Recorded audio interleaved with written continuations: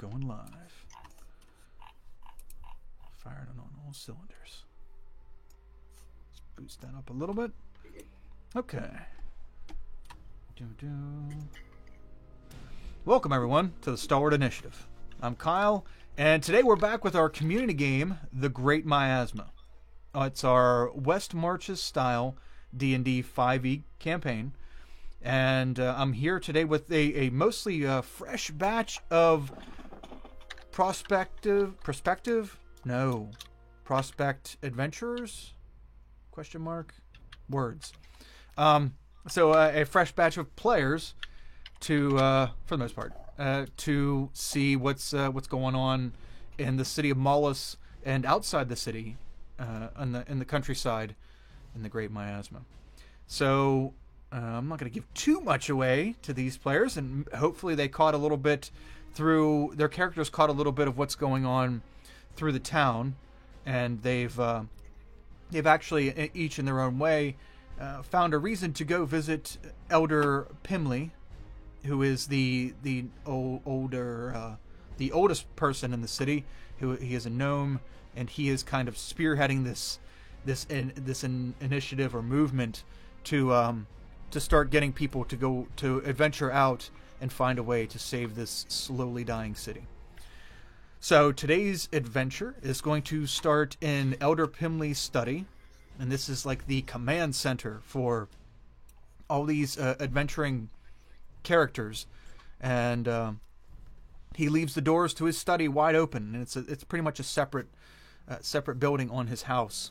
It's a cylindrical, like, silo type building filled with books and workstations and a blank canvas frost giant skin slate that he's set up so everybody can make a map. And so we're gonna start today. Dawn, you are Olin. I guess we'll say Olin. Olin, you've been out on 2 of these adventures so far, and as far as you're aware of, you have been on the only adventures out so far. It's been about 5 days since the last time you returned, when you returned with the orb, and nobody but Pimley and the rest of your party that was with you know about this orb. But word is spreading around the city about what you guys are doing and what you're trying to accomplish. Right now, you're sitting out on the stoop in front of Elder Pimley's study, and a group of four curious and I should say packed. I will say that you guys are already packed and ready for something. You keep hearing these stories, and for each individual reason that we might find out through some character development, each of you 4 new folk want to venture outside the wall.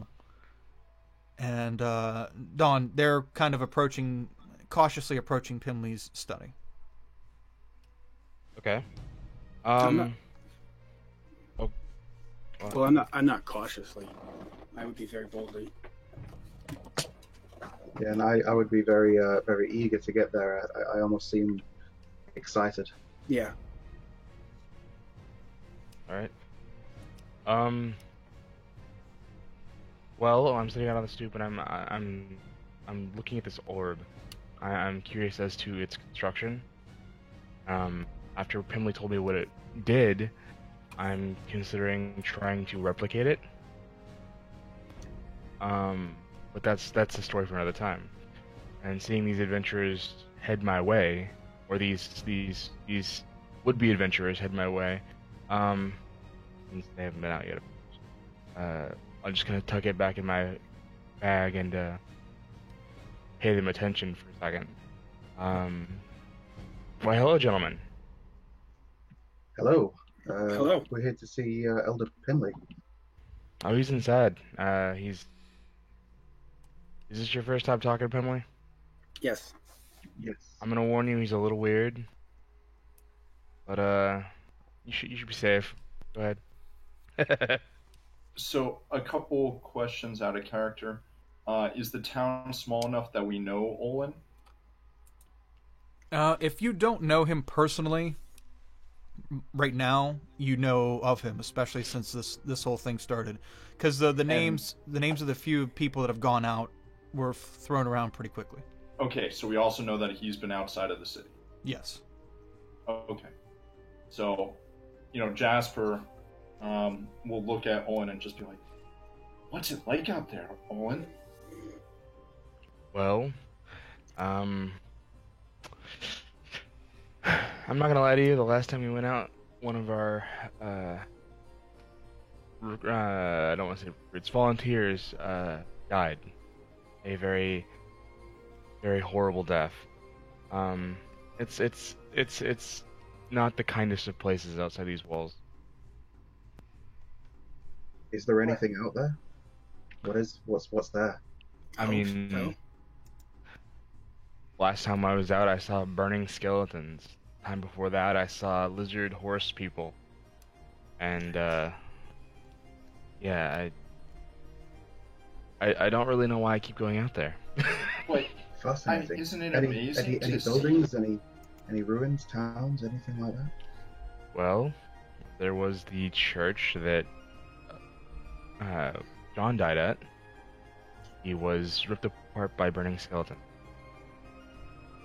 And he just kind of does that whole 1,000-yard stare thing. Like he's seen some shit. Yeah, like he's I wouldn't seen some recommend shit. it. Don't Isn't worry. it amazing to see things beyond these walls, though? I mean, these walls are all that I know. It is quite I was going to use the word entertaining, but that's not the right word. It is something. It is definitely something. This miasma's been around for a long time, and I've never been outside these walls. I was born in the city. So I mean, to finally get to go outside the city walls was a new experience. I'll put it that way. That's what I'm looking forward to. Don't worry, I'm here now. I got shit handled. Wow, hockey little guy, ain't you? I'm eager to go and explore, find out what's out there. I'll go. I'm gonna head inside and go and try and see Elder Pimley. Okay. Yeah, I'll go inside too. So at the beginning of that whole conversation, Kynes just greeted Olin and Dwarvish, then walked right past him to go inside and talk to Pimley. As we're both gnomes, Pimley's like a grandfather, not blood related, but like I treat him like a grandfather. So I just went inside to just straight away go talk to him. Okay. Kynes, what is your profession? What is your class? What do you... I'm a leather worker. Oh, I'm a ranger, but my background is leather worker, guild person. Okay. Okay. So, Lau? Is it Lau or Leo? Lau. Lau? Lau thing. Okay. Lau and Jasper. And, Rotu, can you change your name? You see how everybody has, like, their character name and then their real name kind of, in parentheses beside it? Can you change your Discord name like that so I can see your character name? That's probably the only way I can remember them until I start to get to know people. I can, but it's not going to stay that way for long. Oh, it'll stay. All you're doing is changing your nickname on this channel. It doesn't change it Oh. anywhere. It doesn't change anywhere else. How do I do that then? Right click your name, go to change nickname. Yeah.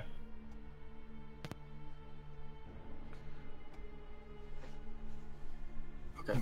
Okay, so while you're doing that, you three walk in after talking to Olin, and Kynes, you're up by this large gray canvas, and you're talking to Pimley, and Pimley's like, "Oh, dear Kynes, you're a simple man. I'm just glad to see you're growing up and taking initiative. It would be tragedy Thank to you, grandfather. waste your talents here in the city."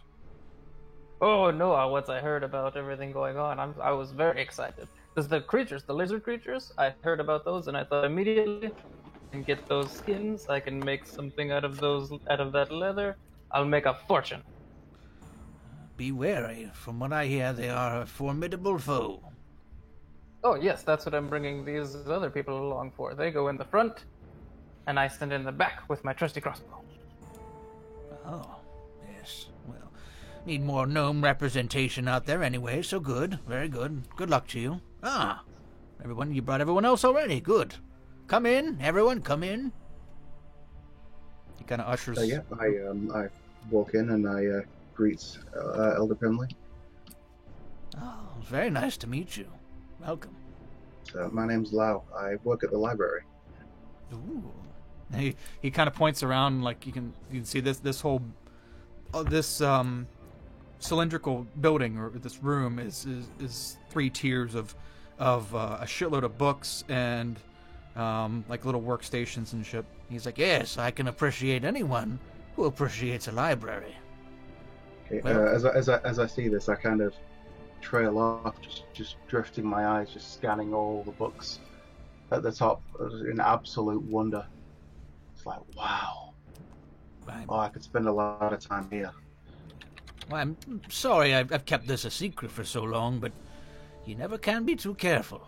But now is the time. Lau, pleasure to meet you.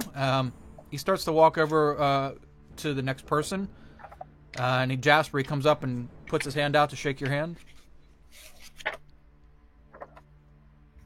And you are?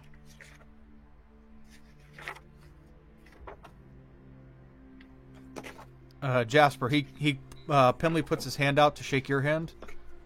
I reach out, grip his hand. I guess we're probably close to the same height, so looking him right in the eyes and say, My name's Jasper. It's a pleasure to Pleasure meet to you. meet you. Yes. You have a meaty grip. It's very nice. Thank you. I don't get that that often. I'm not the strongest of folk. You're a little bit bigger than me, but you know, I'm pretty ancient at this point. Nice to meet you. What brings you here? I think I might be able to help with any new creatures that might be met. I have a way of understanding people's or creatures' motives and feelings and emotions that most people don't have. So I thought I might be helpful. Sounds a little bit insightful and empathetic. It might be a very good talent out there. I thought it'd be. So I came, and I wanna see what I can do to help. Oh, well, we can always use an extra body. That's very good. Very good. And he walks over to you, Bent. Bent, what do you look like physically? One second. I am 3'2", pale brown eyes, brown hair. I'm a little tall for a halfling, but small for a dwarf whom he lives with and kind of emulates. And he has a respectable beard because he's grown up with dwarves, and he kind of carries himself with a dwarven swagger and confidence. Okay. Well, look at you. Okay, another aptly sized person. I like this group already. Yes, what brings you to the project? He makes little air quotes. I am going to take this axe, and I'll point at my axe, and I'm going to hit things with it. Very focused, gentlemen. That's good. Is that a hobby or a profession that you got there? It's passion. Ooh, did you hear that? Did you hear that, grandson? He's got a passion for the axe. Yes, I'm a fan already. Yes, this one could... I'm not much good with such large weapons myself. Well, but you need a strapping young lad that is, and very good. And he Yes, I quite agree. kind of taps you on the shoulder, Bent, a little bit. He's like, yes, strong, sturdy halfling. Okay. Yep. Well, gentlemen, now that you're here, and definitely some different talents, and he's scanning you guys, different talents and different drives. Olin, the tall, dark, and alive Olin. Come here, look a little closer to this crew here. I'm gonna put you on point here. You need to keep these gentlemen alive. And that special little thing you got there that we were talking about, make sure, use it if you need to. And good luck if it explodes in your face. I don't really know. I'm sorry. I can only do so much to try to figure out what it does. So, Emily, you really need to work on your, people skills. yeah. That's not a way to get someone to, venture forth and, experiment with the things that you have no idea what they do. I've been reading some self-help books, and, I'm catching on. People skills are getting there. He pinches the bridge of his nose real hard. So I'm kind of burning the candle at both ends here. The rest of the council still thinks I'm an idiot, and since we've already had one death in this project, I'm not getting any love from the council, so I'm going to be unable to provide you with meals, as I was the first group on the council's bill. But if anything else, you guys need any advice or knowledge, I'm here. I would take off this morning while you've got plenty of day left in you. Yes. That sounds like a That good would be idea. much better. Good, let's go. Okay. Okay, yeah, I walk out. As we're walking, I turn to Olin and I say, "So this church, did you manage to clear it out before you left?" Oh yes. Oh, there's not a single undead left alive. And then he pauses for a second and he thinks about what he just said. He just kind of shakes his head, like, what the fuck? Yeah, I stand and look a little bit confused for a second, and then I just kind of shake it up. So, well, I'd be very interested to visit there sometime, see what kind of church has been out there for a while. Well, Excellent. it was kind of Excellent for the next book. nondescript. As far as churches goes, it was kind of nondescript. I don't know what you're expecting to find. I guess if you guys wanted, we could head out that way. And Oh, I have no What there's- expectations. I simply wish to record what's there. very well, if that's what you wish to do. I don't know if any desire to go to a place that's already empty. I want to go where there's something to hit. But besides that, perhaps we should look to visit somewhere new, see if we can find something else. That's what I'm talking about. After all, discoveries are there to be made.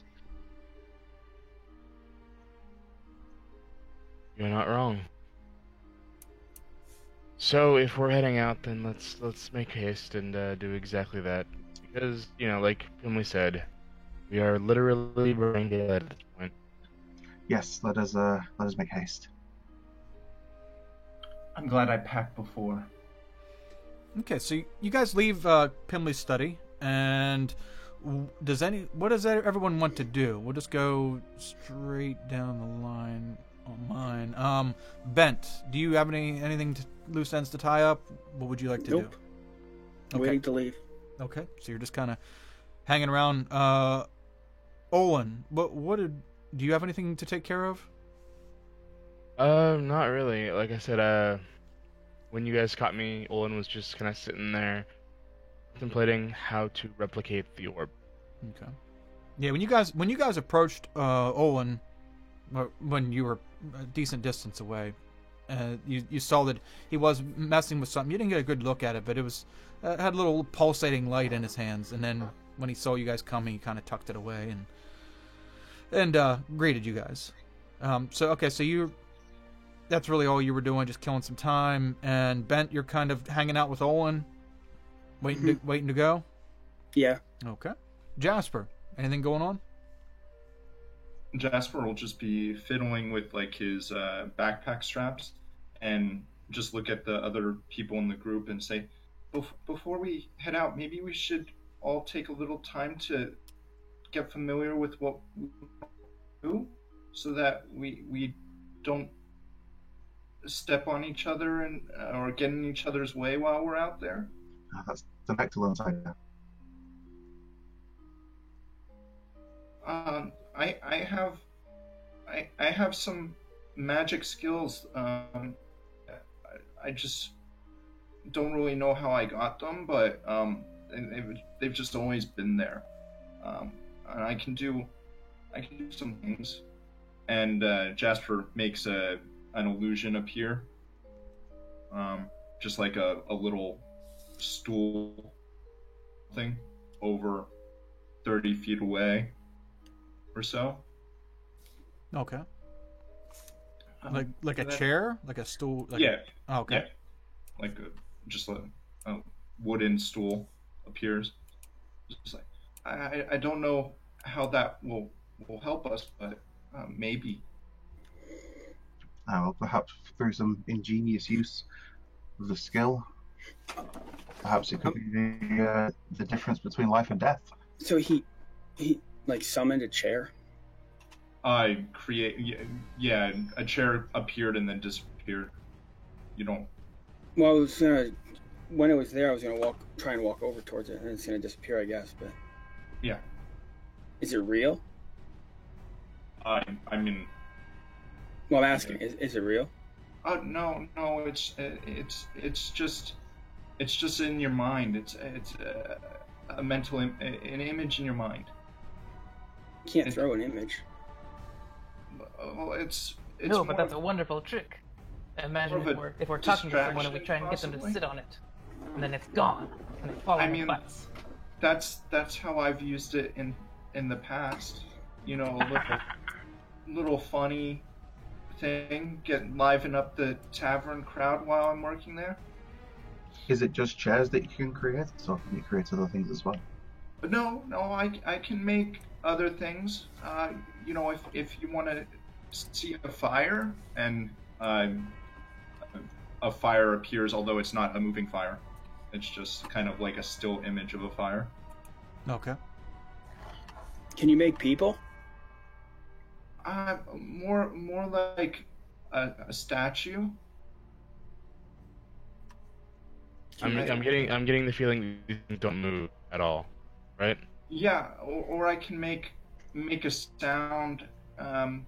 What's kind of like the biggest animal that would be in town?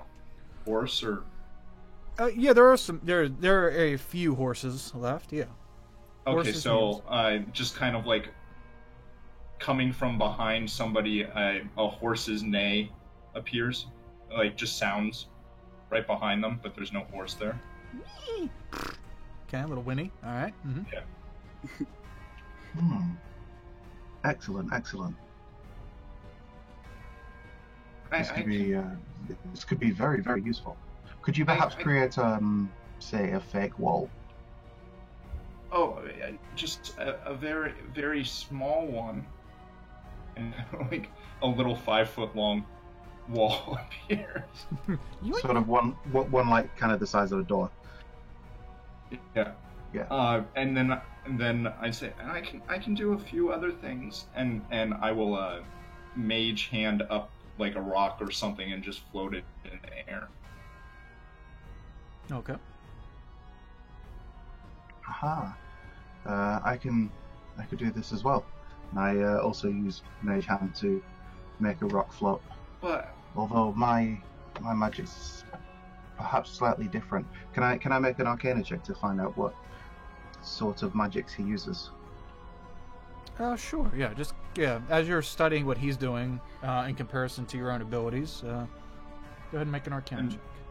Jasper might fill you in on with his next statement, but he says, I do have to warn you, sometimes I lose control of my magic though, and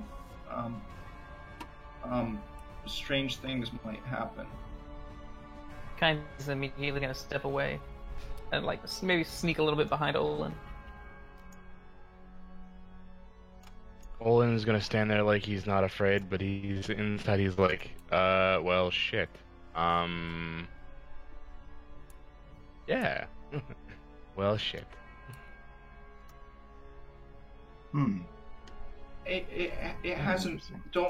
it hasn't hurt anybody though yet. Yet being the operative word. That reassurance. Well, if it hasn't hurt anybody yet, then maybe it can't hurt anybody. Yeah, because I can't control it. I don't know. Okay. Lau, you you can tell this is definitely different from what you're used to dealing with, but it doesn't seem like a whole different. I mean, it doesn't seem like dark arts or anything really taboo. It's just, he's just doing different forms of arcane magic than you're used to. Okay, cool. See, I too can cast some spells. One very similar to this, but I tend to use most of my magics either for repairing objects or manipulating things, or perhaps even healing and protecting people. Oh. Of course, I have some minor ability to call down a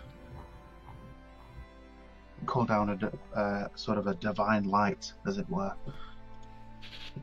pulled from the aether of magic. Healing, I don't have any of that. But Well, boys, this Well, is that's all. fine. I don't have any magic at all. I've been reading, boy. though. I'm looking into it. This is all well and good, but we should really be on our way. Please. Yes, I suppose so. Okay. We can- Kynes and Lau, Jasper, do you guys have anywhere to go prior to leaving? I didn't get a chance to get with you. No, I'm ready to go. Yeah, I'm ready to go too. Okay. Jasper is all ready as well. Okay. So you guys are all...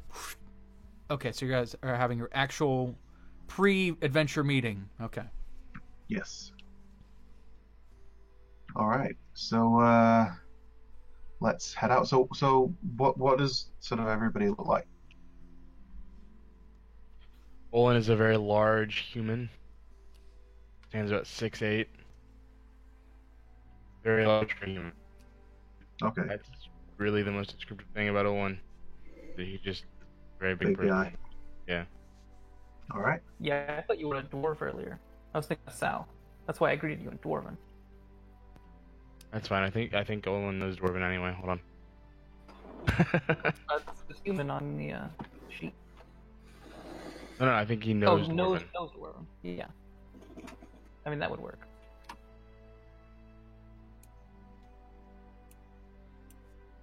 No, he does not. My bad.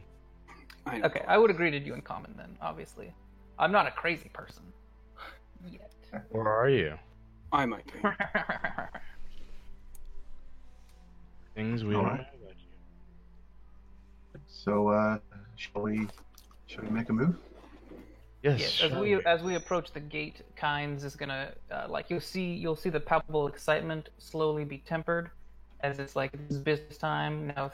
It's time to take this seriously, and he'll just sort of pull his shock of white hair back and comb his white beard into a manageable state, and just like get focused and ready to go. Okay. And Jasper is just as wide-eyed as he possibly can be as he's heading towards the gates. Okay.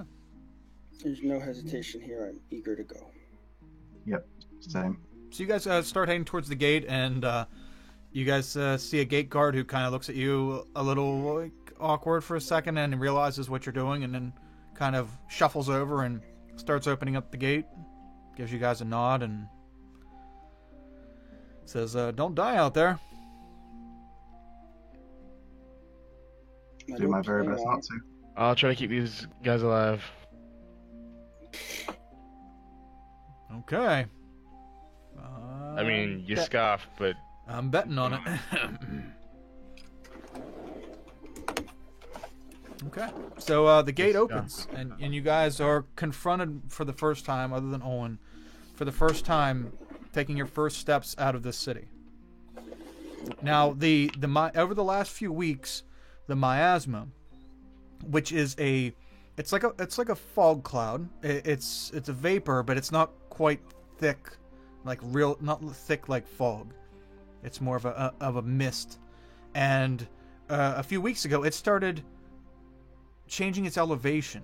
It was a mist that was at ground level. It was like a thick fog from ground level. It was probably went from ground level to about 20 feet up.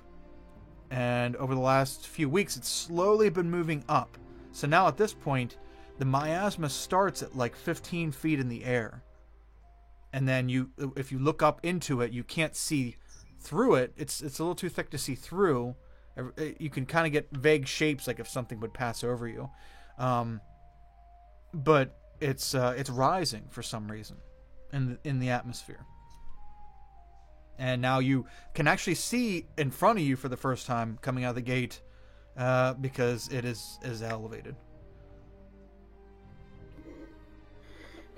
Okay, I immediately pull out a notebook and start sort of writing notes about the fact that I can see, because obviously for all the time that we've known, you couldn't see directly through the mist at all. But now it's above us, so we can see sort of the terrain around us a little bit. Okay. Where are we going to go? Well, if we were to continue from where my last group of eager adventurers left off, we were searching for a dwarf's home, another city somewhere, that we believe is not too much farther to the north. So, I mean, do that. There are more That's- dwarves? As far as, yeah, there are more dwarves. We'll just work into that assumption that there's always more. Sounds good to me. Did you find any signs of the dwarves? No. I mean, there was the one that came to the town gates and died. I mean, there was that guy. Obviously a dwarf. Yeah, you all know about him. The first adventurer, the one who kicked this whole thing off. Yeah. But you didn't find any signs of them out there? I mean, footprints of the one, but other than that, no. Okay. Tell me about these large lizard creatures. Well, they're large, they're lizards, and they have horse butts. Fascinating. Their skin, how much of it was like scaly leather, and how much of it was... Did they have horse fur? Horse fur? Yeah, you said horse butts. No. Horse butts as in, like, 4 legs like a horse. Kind of... Oh, but they didn't have like fur like a horse. Exactly. Are we So it walking? was all like a leathery texture. Yes. I'd love to get my hands on one of those. Are we Well, walking? We're walking while we're talking, or I would are we assume just so. standing outside the gate? Because if not, I'm walking. Okay, so regardless. let's get a little perspective. I don't know who drew the map on the on you guys' Roll20, but this page in Roll20, this will be the default page for this campaign, this hex grid, and this hex grid is to represent the large gray canvas that is in Pimley's study, that he has designated for the map, for you guys to make your own map. He obviously can't do anything. He doesn't go out. He's too old. Just in case you guys wanted a little bit of a meta, each hex grid on my map is 2 hours of travel. So I don't know who did this one, but it's good that they did it. But I would recommend, if you guys want to do an accurate map that you can pass on, that each hex would be 2 hours. It doesn't have to be to scale with mine. You guys can do it just like that, just like he has it right here, and you can leave it like that. But that is what was in Pimley's study when you guys were in there. So, yeah. Which hex did we leave the city and enter? Is it okay? That isn't. Like over here? That's up to you guys. That's... Well, no. I mean, we left the city, and like they left the city and went to the chapel. So, just which direction did they leave the city in? Well, there's only one gate that still works to the city, as far as I remember. Correct. There's only one functioning gate in the city. The other ones have been... Is it north, west? I guess It's we're north, moving in right? here then. Yep. Yeah, it's the north side. Okay, so okay. So as far as you can tell, this is set up. North is up, east is right. When you guys say which direction you want to head, let me know. North, northeast, northwest, south, southeast, southwest. Well, if the chapel's up here, I want to go northeast. Well, as well, if I mean, we're looking for something. We don't know what's around, but looking at the map that they had originally had with, another town ? Further up, then perhaps we could look to make contact with them, see if we can get to this other town.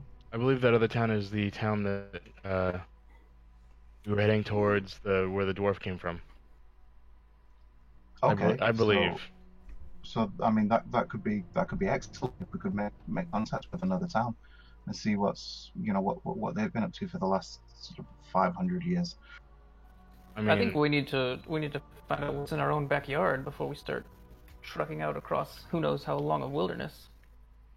We haven't left the walls in hundreds of years. What if there's an enemy camp, 30 feet behind the wall? They would have seen it now that the mist is gone. Not if it's on one of the sides of the city that nobody goes in anymore. He's got a point. We haven't gone any direction. We should look around our own area. We haven't headed out in any directions other than north. I mean, there is that. It could be a dwarven town. Well, let's It very well could be. let's have a look in the sort of the immediate area then, and see if anything crops up. Which direction did you go last time, Olin? Let's pick the other way. Like I said, only north, always north. Then why does the map point east? Oh yes, that's right. The lizard folks. They were slightly to the east, but still northeast. My apologies. I had forgotten.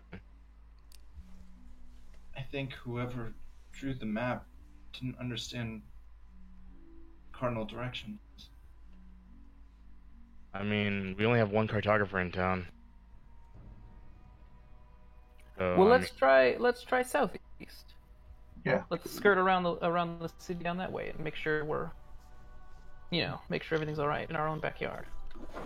Okay. Given information for you guys, I guess I'll give you I'll give you guys a brief tidbit of what you do know that's outside your walls. You know that there is a forest immediately north. You can see it from the gate. There's a forest immediately north in the distance. Other than that, the whole north, northwest, northeast is all fields with knee-high grass. And you know that south and southeast of the city, on that side of the city, is a pond that you guys that somehow people fish out of. You don't understand it. I don't believe any of you are on that crew. So, but somehow they get resources out of this pond without going outside the wall. But there's a pond shaped like a boot on the south and southeast side of the city. And beyond that, you guys have no idea what's out here. all right then. Okay, so maybe the pond then. Let's head that direction. How about that? I don't want to go swimming. But we don't have to go in the water. People have been there. I want to go find the town. People haven't been there. They were fishing from inside the city walls. Nobody's been beyond it. Yeah, if That's we get It's a hell of a fishing rod. if our city gets things from the pond, it might be likely that other city folk get stuff from the pond too. Maybe another city somewhere down that way. Or just other beasts in general that we might be able to capture, domesticate. Or we could just secure the pond area, make it safer to come out here. Or kill and eat. Any predators? Very feasible. Let's try that then. Okay, so you guys exit the north gate. What would you like to do? Okay, so yeah, I start heading round in the direction where I think the pond's going to be. Okay. Do you want to go? So skirting around the city. Okay. Do you want to go east or west? Let's go east. Okay. Sounds feasible. Okay. So it takes you about 25, 30 minutes to get around the east side of the city until you can see a little farther south. You can see the northern edge, the northern shore of the pond. Yeah. Okay. No incident there. Okay, so you guys get to the north shore of the pond. Now you are aware that it's shaped like a boot. So this would be like the top of the boot of this pond. And it kind of buckles, like it kind of hooks around the south end of the city. But how large is it? No one knows. Standing where we are now, can we see the end on the other side, or is it No. just water to the horizon? Yeah, as far as you can see, just water. And how close does it come up to the city walls? About, I'd say, 500 feet from the city wall. Okay. Maybe a little more. Maybe we'll give that. So whatever the equivalent to a 15-minute walk would be. So, shit, half mile. I guess it'd be closer. And I mean, I'm assuming this is the first time we've all seen this, right? So it's pretty awe-inspiring. A large body of water. Your first time seeing a large body of water? Yes. Yeah. It's kind of a mystery on how people get things from the pond. It's not a widely known thing. You guys just know that there's rumors that somehow some people are privy to getting stuff from the pond without going outside the city wall. And is the pond like flat water, or are there little waves? No. If you approach the Colored shore, water? there's just a minor movement of water. Like there's no waves, but it's not stagnant, completely stagnant, but there's very little movement. Sort of like a lake or a reservoir. Yeah. Blue water or some other color? Just dark. No vibrant colors, no blue, no green. It's not brackish. It looks like regular rainwater for all intents and purposes. And from the top of the boot, there's no river that runs toward the city or anything like that. No, there's underground springs that run through the city. That's how you guys get your well water. That's how you get water out of the wells inside the city. That's your water supply. So that springs probably run into the pond, but nothing above ground. Okay. I'm gonna pick up rocks and throw them in the water as I approach it. Okay. I've Roll. never seen something so cool. Bent, are you the one throwing the rocks? Yeah. Roll a d10, please.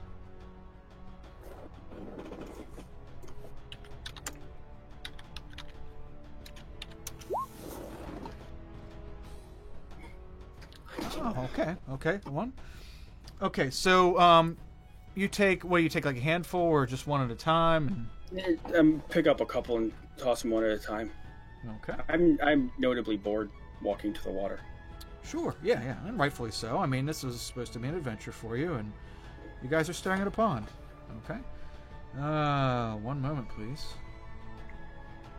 In contrast, Kynes is notably enthusiastic, like just looking around for tracks, and scan the horizon for beasts. Just like wilderness, yay!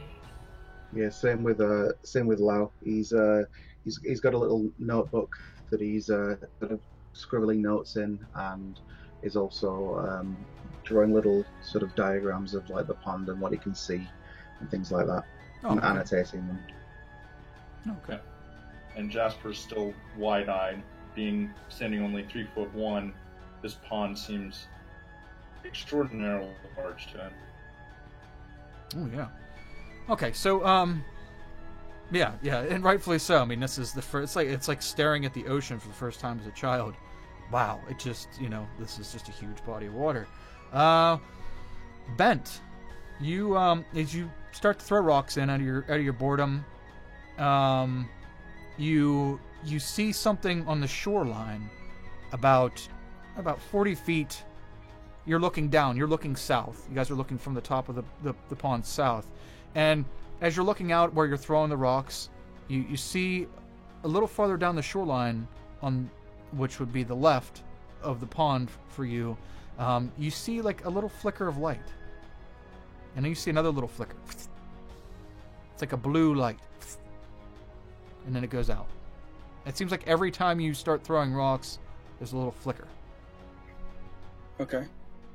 I'm gonna grab my axe and yell. You wanna come fight now? Someone? I turn to see what he's yelling at. I think he's yelling at us. No, Yeah, I'll turn and sort of look around me, see if there's anything there. You guys look kind of where he's looking at, and Yep. you don't see anything. I'm gonna whisper it aloud. He's so aggressive. Perhaps this excursion outside was a little too much for him. I say to Bent, is everything okay? Yeah, it's fine. I'm gonna try walking towards the light. Okay. I mean, kind of slowly and looking, searching. Okay. Go ahead and do a perception check, please. As you start creeping towards where you saw the lights at. Ooh, nice. You start walking along, and after about a minute and a half of walking, you start to walk through some thick reeds and like squishy stuff, and you see it up ahead, roughly about where you saw the lights before. You see movement, something going through like a high reedy area right along the side of the water. You can't quite make out what it is, but you saw a shape of something smaller than you. Okay. Probably 40 feet ahead of you. I'm gonna keep walking towards it. I'm gonna yell at it again. Hello? What are you? Okay. Let's see here. That's a very good question. What are you? Well, sir, as a matter of fact, so you yell at it, and you get closer, and you yell at it, and then you see it. You see a little tiny head and poke up, and it is like a lizard. It looks like a lizard creature that has like 3 prongs on its head, and it kind of like does the whole twitchy head look at you, like examining you, and then you hear. Just kind of looks at you. It's got a very vibrant blue look to it. Okay. Can't really see its body through the reeds and growth here, but it doesn't look very big. Tiny head. Okay. You're about 30 feet from it now. I'm gonna kind of stop and just kind of look at it, disappointed. I'm hearing him shout again. I start heading over. Okay. Like, are you sure you're okay? I'm awfully agitated. Lau, when you get up behind him, you can hear that. You can hear the. You didn't quite see where it came from, but something up ahead's making a sound. Okay, I'll turn and see if I can see where it came from. Okay. Yeah, you look ahead and you can see a small... Oh, wow. Yeah, beautiful. So, yeah, you can see the same thing he's looking at. A small blue reptilian head poking out of the reeds. But then you also see another small blue reptilian head about 10 feet to the left of the first one pop up. And they both in unison. Do the rest of us hear this by now? If we're all moving that direction? Yeah. Oh, yeah. If you're all following them to see what's going on, then yes. Once you get about 10 feet from them, you start hearing the. It sounds a little distant at first, but the small sound. Can Jasper attempt to mimic the sound with minor illusion? Yeah, I believe so. Yeah, you can. Yeah, sure, go for it. All right, so I will do that. Do you want an Arcana roll or something to see how well I do? I will make them roll to see how well they can differentiate between your noise and their noise. You have to actually do it though. You have to do the noise. Yeah, you got. Oh, okay. Kind of convincing. It sounds a little constipated, but I don't think they're gonna mind that. Let's take a look. I'll just have them do. The image can't create sound, light, smell, or any other sensory effect. Yeah. Oh, it can't create sound. Okay, I thought it could do simple sounds. I can't do a sound and image at the same time, but I can create a sound. Okay, gotcha. Or an image. Oh, okay. I see. I don't know. I was only half looking at it. Okay. I happened to go right to the part where it said, "Image can't create sound." Yeah, if you create a sound, its volume can range from whisper to a scream. Okay, cool. Wow. Okay, and they kind of the two heads pipe up, and they the heads snap towards your direction, and then you see two more heads pipe up behind them, and all four of them. So you say these are small. How small are we talking? Like a dog or a mouse or? Well, the reeds are probably 14 inches tall in this area. Think of the growth around the edge of a pond, and their heads are barely sticking out over the top of them.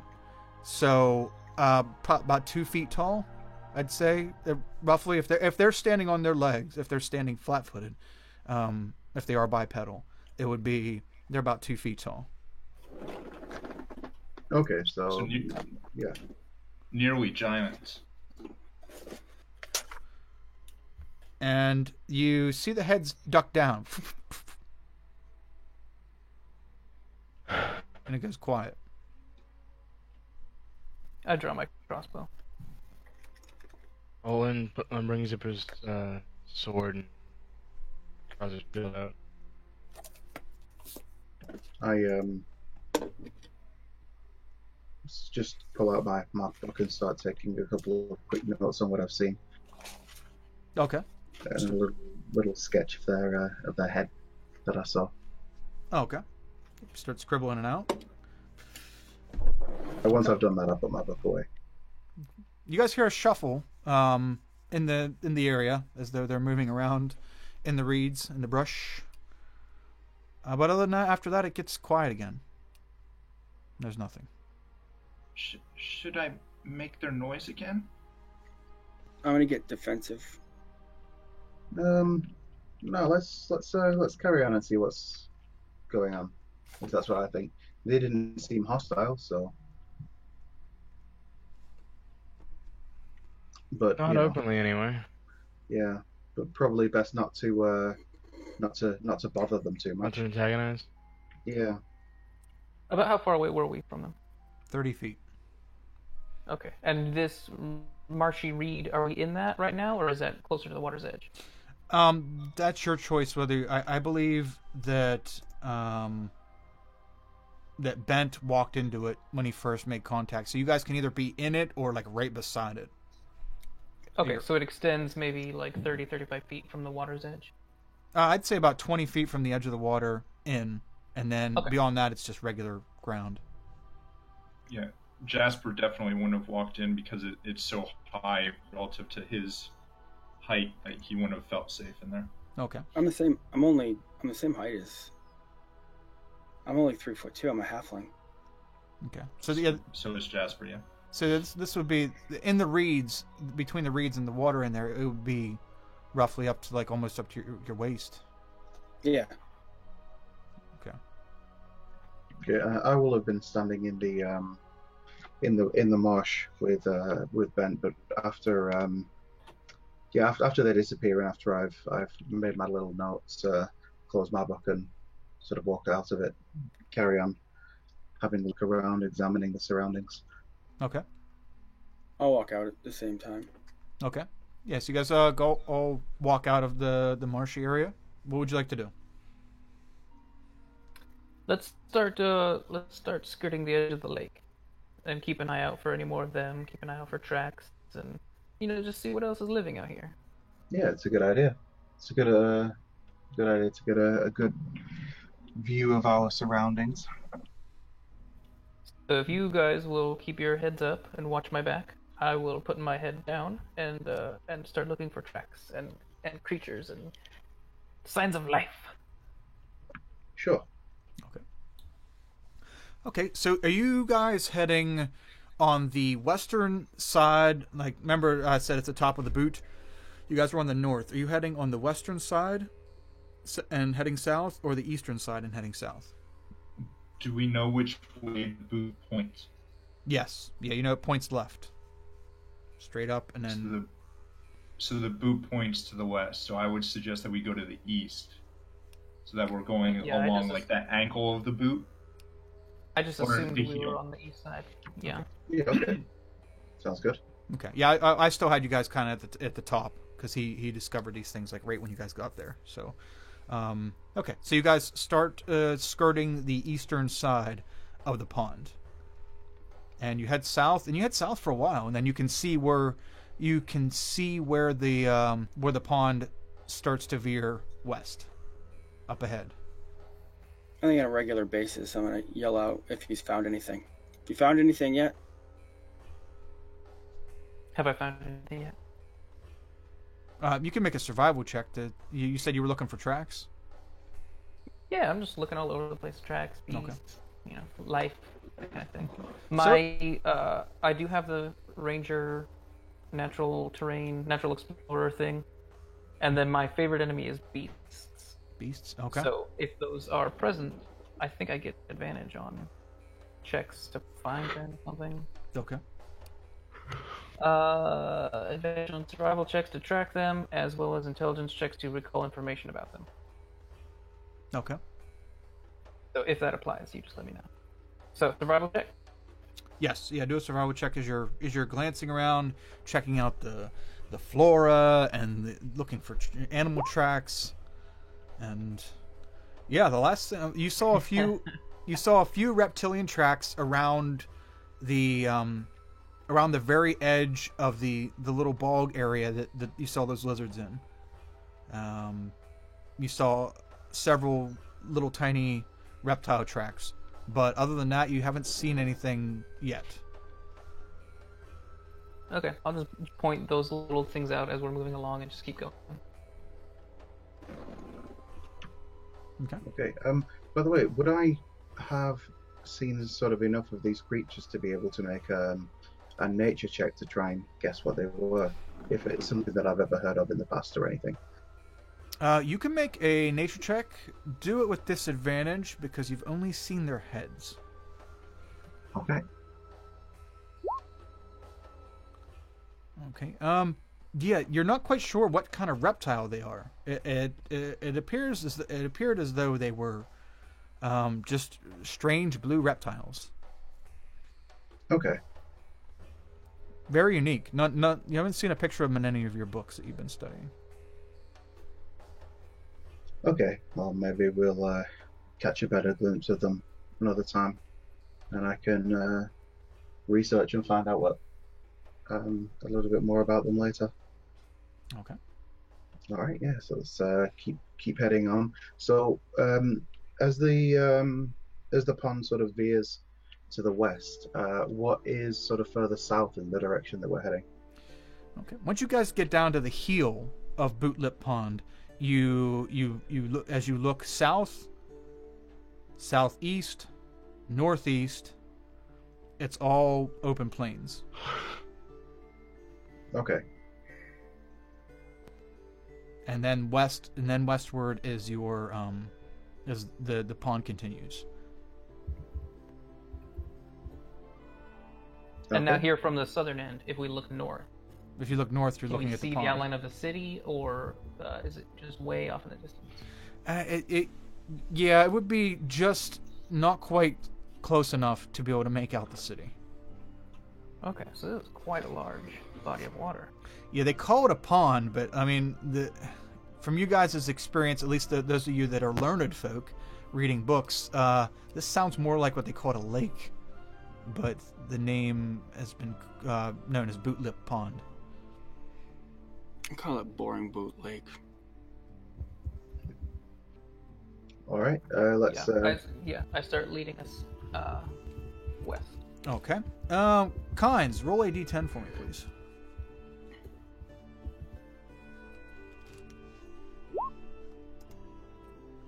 Okay. That's a 1. That's a 1. 2 1s already. This is going real well. Nice. Well, as you can see, not every everything has to be a totally like, oh, you rolled a 1, you're being attacked. It just means something's happening. Just means we run into the compies from Jurassic Park. Yes. Yes, copies. Let's see here.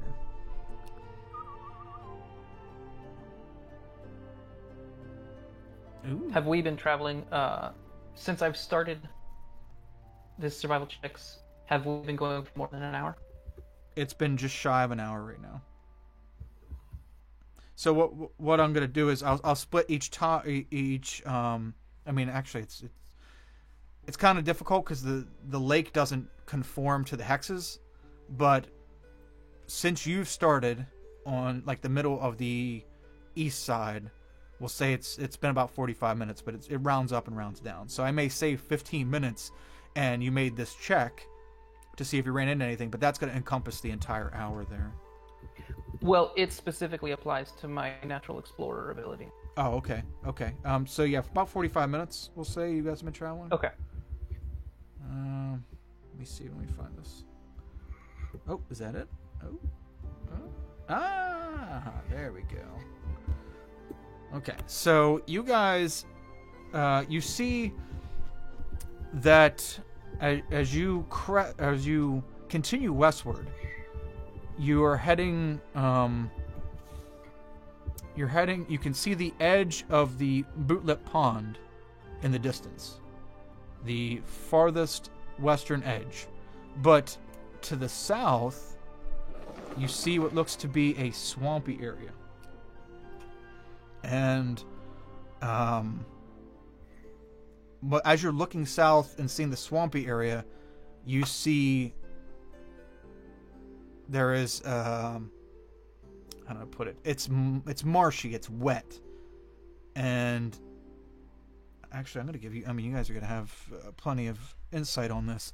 And out of the marshy area, you start to see movement in the grass. The grass isn't very high down here. It was about a foot and a half high up north, but as you go farther south, it's lower grass. You guys can see that there are things moving in the grass, and they are moving towards you. They look to be long and dark. Let me get my axe ready. We can all see it, right? Yeah. These are unmistakable. These are bigger than news lizards. Whatever they are. Go ahead. I start to move behind Bent. Okay. And yeah, guys, go ahead and roll for initiative because these things are coming right at you. Fortunately for you, you're in an open area, and these guys are coming from a swampy area, and they have no form of stealth. So let's just barge right into this happy pile of manure. Why not? Jasper, quick, coo at them, coo.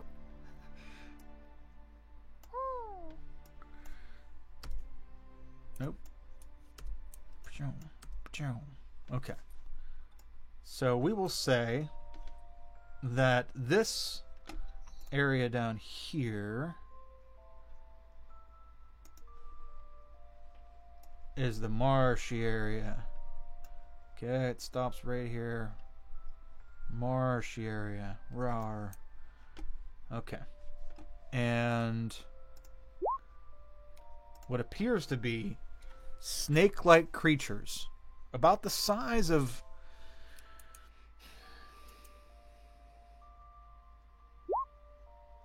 they're big. Let's just put it that way. They're bigger than all you small folk. They're not quite as long as Olin is tall, but they're pretty effing long.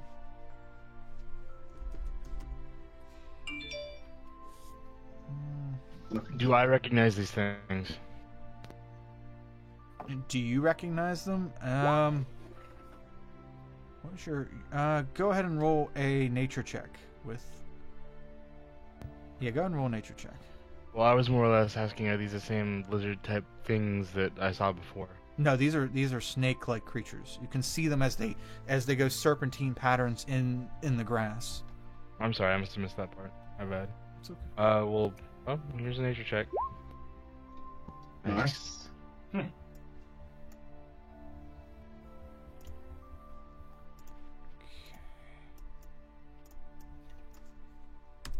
see what we got going on here. Yeah, sorry for anybody who rolled initiative that I didn't bring the tracker up, and please transplant when you can. There we go. Okay, good. Nature. Wow, not 20 nature check. These don't look like normal snakes. There's something you can see as they're sloshing around, coming out of the water and into the grass and towards you guys, that they have bright yellow eyes, and it seems to be some kind of intelligence in their eyes. You don't know exactly what kind they are, but they seem to be actively hunting you. Not doing a very good job with stealth, but actively hunting you. And with your nature check, not that it matters much, but you can see that there are 5 of them. My nature check allows me to count. Awesome. Your nature check allows you to count and realize that, wait, these are pack animals. Just by the way they move. Alright. Pack snakes. Yeah. Yeah, that's right. I was just giving you shit, Kyle. I know. As I deserve.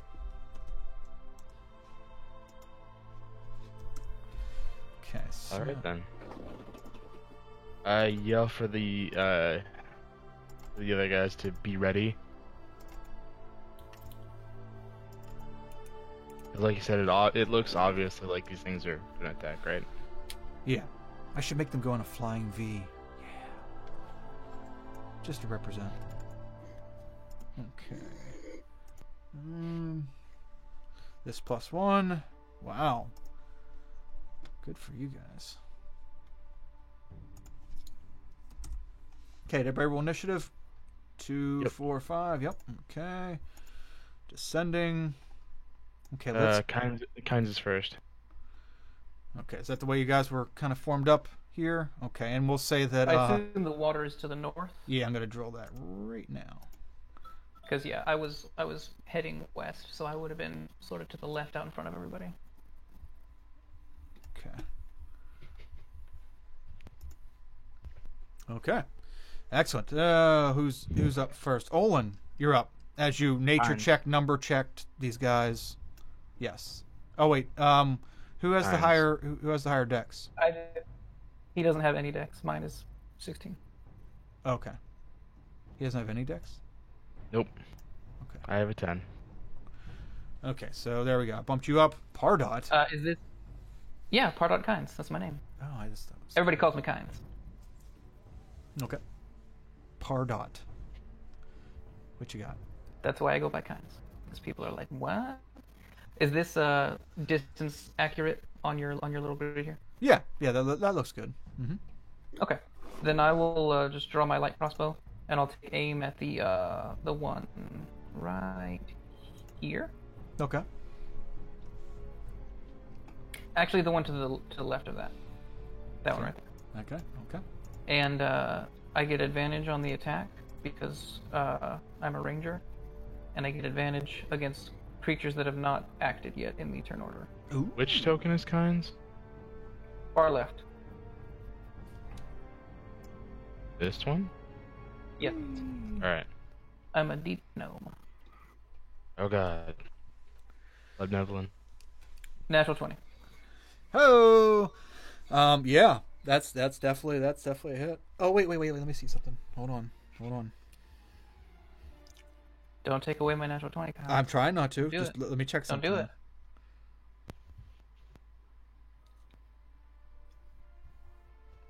Begin the rebellion! I'm going to give you that because it's a natural 20. Okay. But as you go to shoot this creature, you squint your eye, you take aim with your crossbow, and the creature seems like as you're focusing your eye, it seems a little like wavy.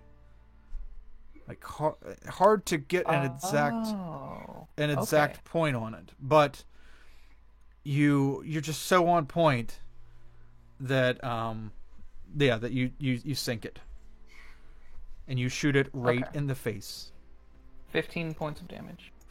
And it reels up and flips over backwards, and you see it wiggling on the ground. It's not dead, but it is thrashing on the ground right now. Okay. Who is that? Is that Lau that's in the middle, right next to me? Yes. Oh, thank you, Jasper. Does this count as a beast?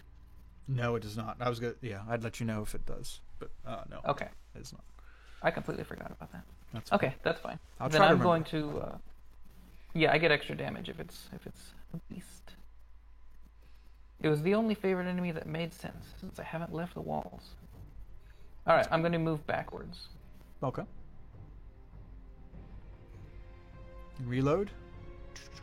Yes. Okay. Yeah, you plunk one right in its face. Great shot. Great opener.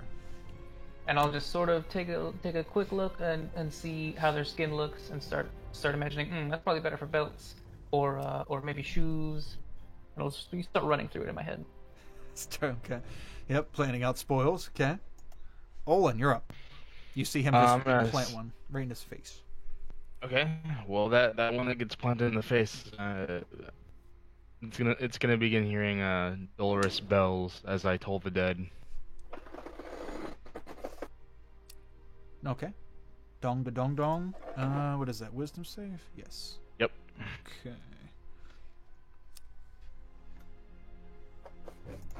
This +1. So yeah, the creature it looks a little busy, writhing back and forth, trying to figure out how it's going to get the crossbow bolt out of its face. It doesn't notice the bells ringing. I don't have hands. How do I do this? Yes. Why? Okay. Anything else? And then I will move this way. Start marching forward towards the creatures. Okay.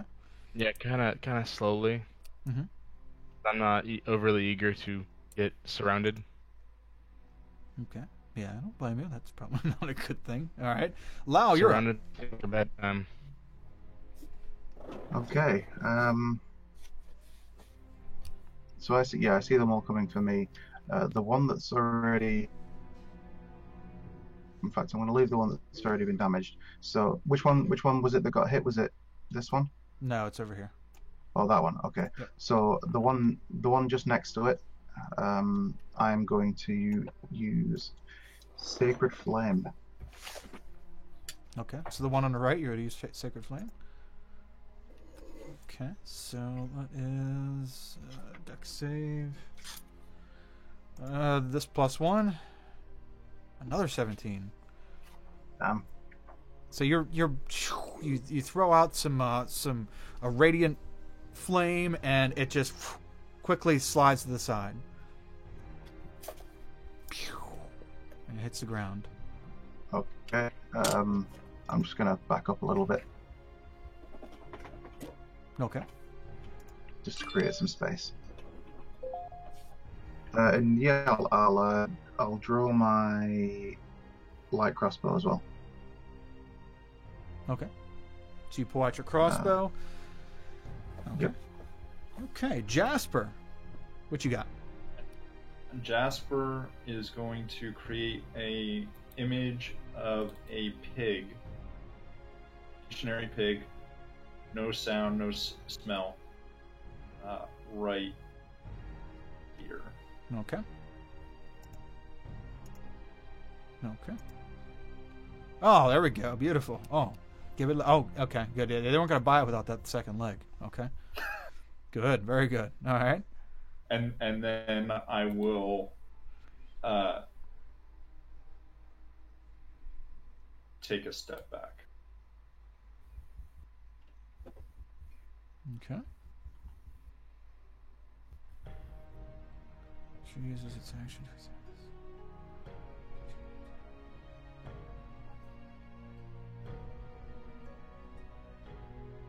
Okay.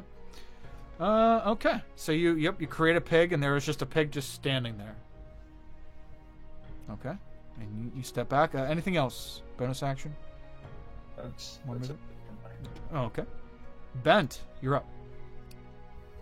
Oh, it is about time. I'm going to rage with my bonus action. Mhm. And then I'm going to, well, I have the wrong thing. Move to here. And swing at this one Okay. with my battle axe. You going two-handed, or do you have a shield? I had two-handed. I'm a barbarian. Okay. Barbarians can use shields. I was just asking. Yeah, but I don't care. Okay. So go ahead and roll again. What? For what? It's gonna be with disadvantage. So you go to swing Oh, your okay. battle Gotcha, axe battle axe on this thing, and it seems to shimmer, like Okay, okay. like it's more than one place at the same time. Oh, They have man. like a built-in mirror image. That's still a good hit though. Yeah. Okay. So so yeah, it's you see it. It's like wavy, and it's not. It's blurry, and it's a piece of shit. But you focus your eyes, and you're just hungering battle so bad that you cleave down on it with your battle axe. Go ahead and roll for damage. And this is +2 because I'm raged. Okay. Gotcha. So 11. Nice. 11. Okay. Nice. You get a good hit on it, and it cuts off like the back third of the snake, and the snake tries to quickly weave in around your axe and get away from you, but you cleave about the back third of it off. Yeah, that's all my actions. Does Okay. the shimmery effect seem to stop when it gets hit? You can't tell, but if it was Bent asking me, then I would say yes.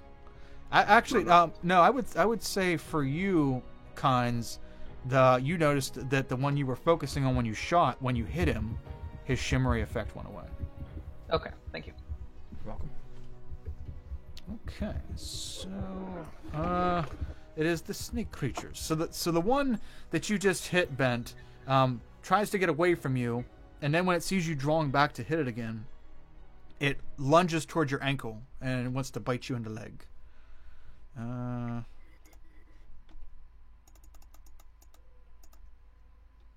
Ooh. I'm guessing a 24 hits. Yep. And it bites you for. I know this is halved. What is this? 1d6 Yeah. plus 3.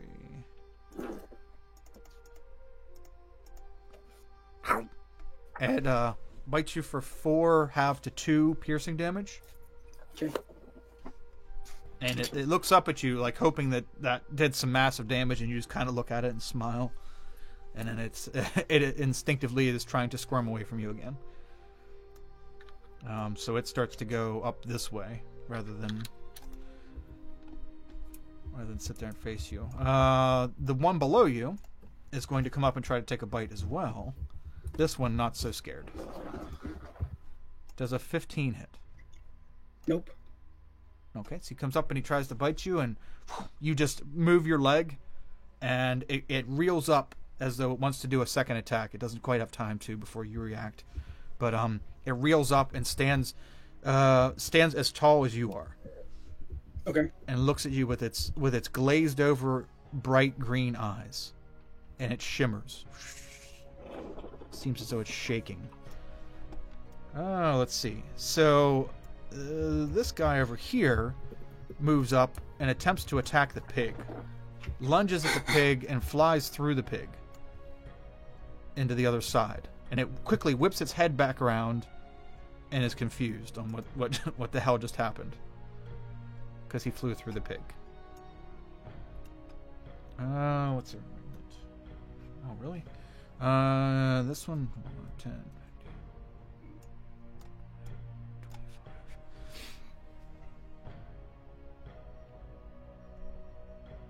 25. Okay. The creature that has the crossbow bolt in its face is trying to deal with the fact that it has one hanging out of its face because it has no hands to get it out. It's going to try to work through the pain and come up and bite you, Olin. And does a 24 hit? Yes. Okay. He Unfortunately. tries to take a chomp out of you for 6 piercing damage. So 3 damage. Got it. And let's see. We have one more, Why do you right? take? What? Why do you take 3? I have armor, heavy armor master. Reduces all piercing, slashing, and bludgeoning damage by. Oh, nice. I didn't realize you had heavy armor. Yep. 15, I am wearing chainmail, which is heavy armor. Nice. 20, 25. So, okay, so this other one moves up and is also heading towards the group of you. Okay, so that is their turn. Kynes, who's whoever's tapping? Can they chill the tapping? Thank you so much. This thing picks up everything. Kynes, you're up. And the snakes are now shimmering again. Yes. Yep. Every snake that you can see is doing a little shimmer, little shimmy. Okay. I have my crossbow kind of on a string around across my body, so I'm just gonna let that slide down, and I'm gonna quickly draw out 2 daggers, and I'm gonna chuck both of them, hoping that one of them will hit, and make the snake more visible. Okay. The same one with the bolt in its face. Okay. So throw the first one with disadvantage. See if you can plant that one. Oh yeah. Very nice. Okay, so the same one that you hit, with the crossbow bolt hanging out its face. You throw the first dagger, and sure enough, it lands. It cuts through the bolt, and goes even deeper than the bolt did in the face of the snake creature, and the snake creature just falls over limp, with a split bolt and a knife hanging out of its face, and it is dead. Okay, so you still have that other dagger. Chuckling behind Olin, and then I'll peek around Lau and throw at the other one. Okay. Yeah, Lau, you see Kynes roll up beside you a little bit and throw another dagger. That one probably misses. Yeah, that one flies a little wide. Sticks into the dirt. Anything else? Movement? I'll see what I Okay. Olin, you're up. The one that just attacking you is now deceased. What would you like to do?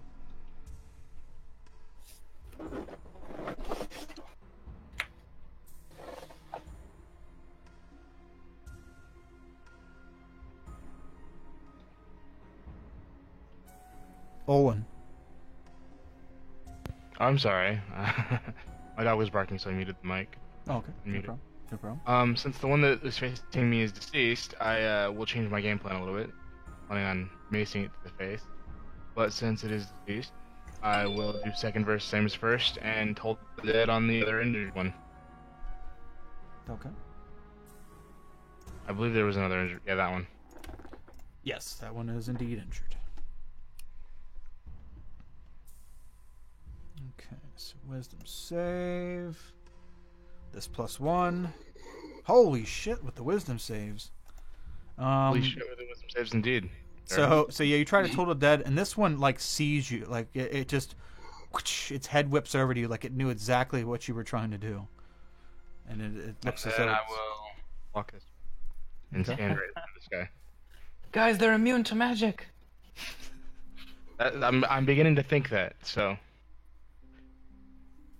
Okay. Use Anything else? pointy things. Lau, you're up. Okay. Do either of the two guys up front look injured? No. The one in front of Olin does not. It looks fresh. Okay. The other one looks very dead. Yeah, the other one's very dead. Yep. Okay. Well, we'll see about them being immune to magic, because this waviness is giving me a bit of a headache. So on the one that's already injured, that one's already injured, right? Yeah. You can see that one is visibly injured. That one's injured. In fact, I'm going to go for this one because it's got kind of a clear shot to us. So I'm going to cast magic missile. Ooh, okay. I bet he doesn't dodge that one. And it's going to be, and I'm going to direct all 3 hits at just him. Okay.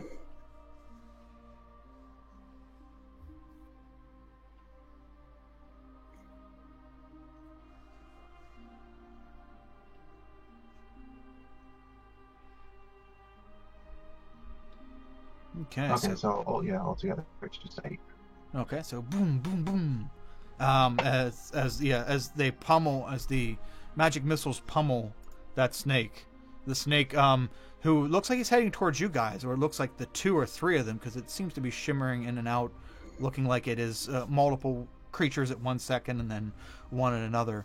It pummels it, and you can see that shimmer go away, that blurish feature go away, and it's still coming towards you guys, but it is definitely injured, and it no longer has that property.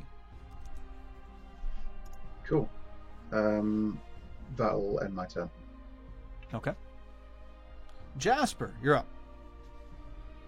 So this one is no longer shimmering? Correct. Yep. Okay. Being encouraged by Lau's successful attack, Jasper concentrates really hard, and he's going to use Tides of Chaos to get advantage on his next attack roll. Okay. And then he draws into his magic power, and he casts Chaos Bolt on this one. Ooh, okay. So a 20 to hit. Oh yeah, 20 definitely hits. So then it's slash roll 8. Just click the words Chaos Bolt and it should roll the damage for you. I don't know if I have the damage properly. Oh yeah. So I get to choose damage between, it might not matter, poison and fire. So I'll do fire damage. Fire. Okay. Now, is it both of those or just the 2d8? It's both of them. Ooh, nice. Okay, so 13 total fire damage. Yeah, and if you want to, because I use Tides of Chaos, you can trigger a Wild Surge. Okay. At DM's discretion. Okay. Yeah, this seems a little focused, and yeah, especially with that 20 roll. You seem pretty focused at the moment, and it hits true, and in fact you can see the creature. It's half of its face is melted off down to the bone. You can see one green eye left, and it's reeling in pain. It's not making any audible noises, not like a scream or anything, but it's like whipping back and forth, and you can see like part of its face is melted off. Face melters. All right, and then I will move behind Lau. Okay. Okay. Very good, sir. Very good. Bent, you're up. So you're surrounded by snakes and happy to be chopping. Yep. The one that slid past me, I'm gonna kind of spin and take a swing at that. Oh, okay. No, you don't, you son of a bitch. And I still have disadvantage because it's shimmering. That one is shimmering again, yes. Yes, since he ended his How turn. does... Attacks don't get advantage while I'm raged, right? Not yet. You can choose to do that at second level. Okay. Why? Okay. Yeah, that would be your reckless attack feature.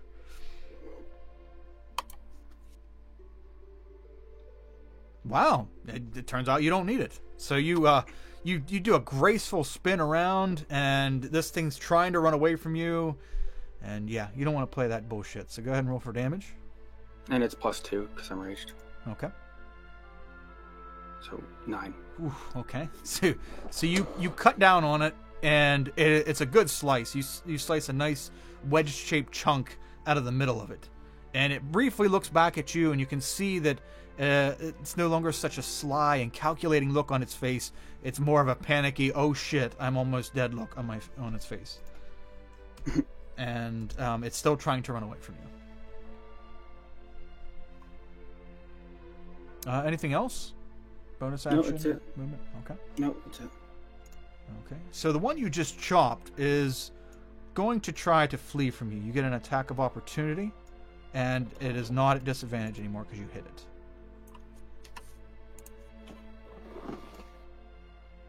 Oh my. Okay, go ahead and roll for damage. 8. Okay. So the snake creature turns away from the rest of the party and away from you and tries to take off. You pull your axe out of it from that last attack, and you quickly regroup and grip up on the axe and do a quick little whash, and you come down right on the base of what would be its neck, and you cut it in half. And your axe it actually goes into it, and as you pull your axe up out of it, the snake just lays limp on your axe blade, just hanging there. And it is dead. I'm gonna give kind of a roll. Enjoy. Oh yeah, you definitely cremated him. Okay, so you're holding that one on your axe as a trophy, and the one below you sees a perfect opportunity to strike, and is going to try to attack you while you're busy with the other one. Oof, and he's gonna miss horribly. He's gonna try to bite you, but you, even though you're enjoying this sweet little victory, you notice the other one out of the corner of your eye, and you quickly dodge backwards, and it tries to bite you and misses horribly. Though, oh man, that one's 2. So this one is going to. This one's gonna try to run away. Slithering through the grass. It's done. It's there's nothing to be had here. This one's not really paying attention other than what it's focusing on. Olin, it's gonna try to bite you, the one in front of you. Shoot. Okay. The snake reels up at full height and aims for your neck. So it's jumping. It's like a spring. It's a spring. It's a slinky. Boing, boing. Does an 18 hit? No, it does not. Okay, so it tries to bite at you, and it manages to clamp down, but all it finds is armor. Clink! And does not get through. Okay. I think that's the last one that's alive, right? Yes. Okay. Okay, Kynes, top of the order, you're up. Okay, I'll see the one that's slinking away, and I'll just look over my shoulder at the 2 magic users and kind of nod towards it, like, you guys got that one right. And then I'll draw my short sword and my 3rd dagger, and I'll scoot around behind Olin. And I'll try and give this one a quick stab so that it will stop shimmering, and Olin can smash it with his mace. Okay. So you're going to start off with your dagger? No, I probably should, but I was leaning towards short sword first. Okay. Oh, 18. Oh yeah. Yep. Successful hit. So you stab him with your short sword. Nice blow. Put a little hole in him. Boop. He doesn't like it. He doesn't prefer it. And 14. Second attack also hits. 14 hits. Okay, it's not plus 3 though. It's not plus my dex yet, so it's just the 1 damage. Okay. So this one. Okay. So. And then I'll just kind of nod to Olin, like, go ahead. You can have this one. Yeah. 2 nice stabs. Good. Good. And a pass off to Olin. Olin, you're up. Olin just kind of looks back at Kynes and just kind of smiles, kind of like, doubtful. And then he's gonna take a swing with his mace. First time he's used his mace so far. Yeah, no. At least you weren't lying. So yeah, you swing down on it, and it's very highly aware of the bad situation it's in, and dodges your attack. Yeah. Anything else? And then he just kind of looks back at Kynes and shrugs his shoulders and is like, I've never used this before, okay? Kynes just looks incredulous and looks up at you, back to the snake, up at you, at the hole your mace made on the ground, back up at you. What are you doing? Okay. Right. Lau, you're up. Okay, so I see this other one slinking away. Everybody looks pretty good so far, so I'm just going to cast Sacred Flame again on the one that's trying to run away. Okay.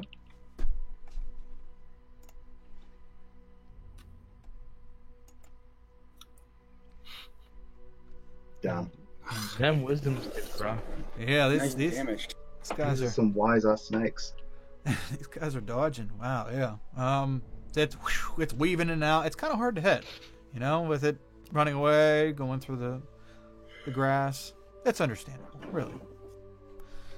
Anything else, Lau? No, that'll be my turn. Okay. Jasper, you're up. Yeah, Jasper thinks that it's more important to continue to work on the ones that are actively fighting. So he's going to move over here, pull out his light crossbow, and shoot at the one that Bent is working on. Oh, okay.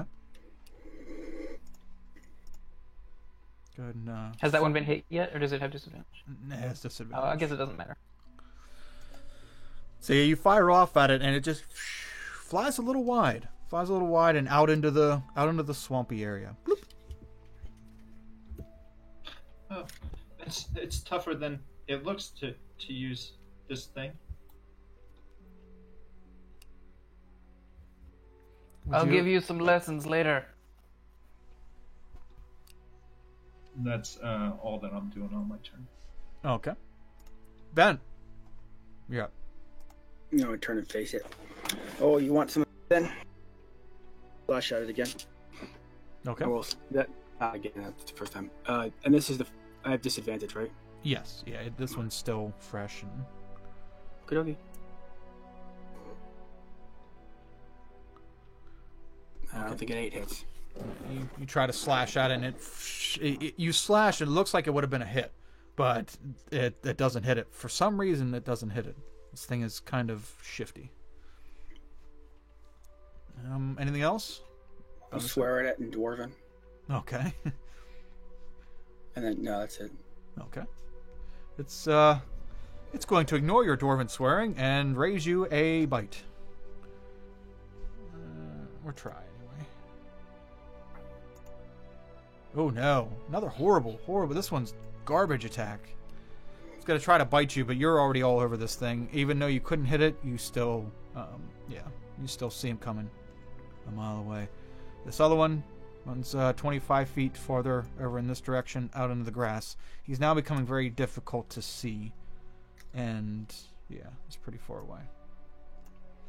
The one Orin, the one right below you, is it didn't do a very good job of trying to hit you earlier and was attacked by this other guy that just walked up to it. Maybe you can damn it.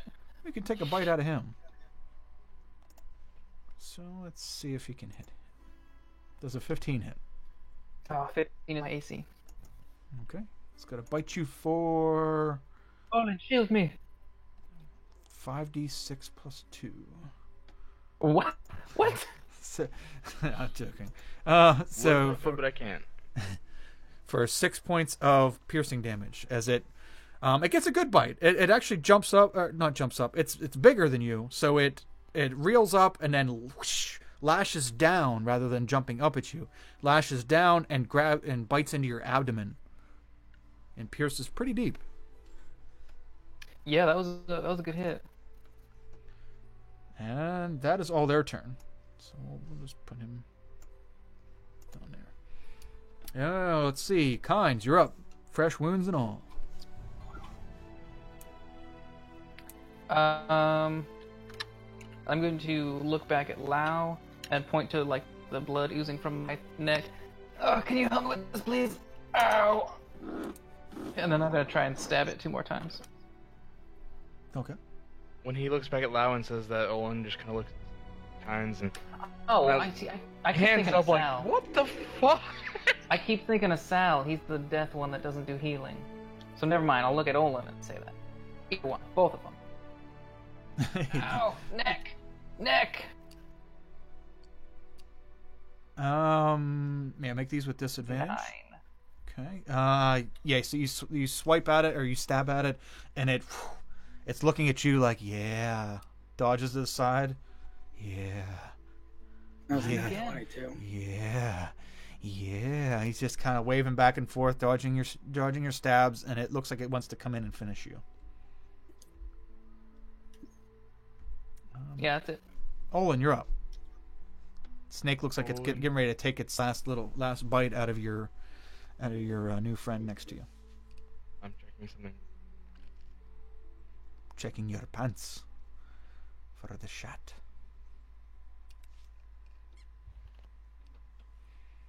I was checking this on a spell real quick.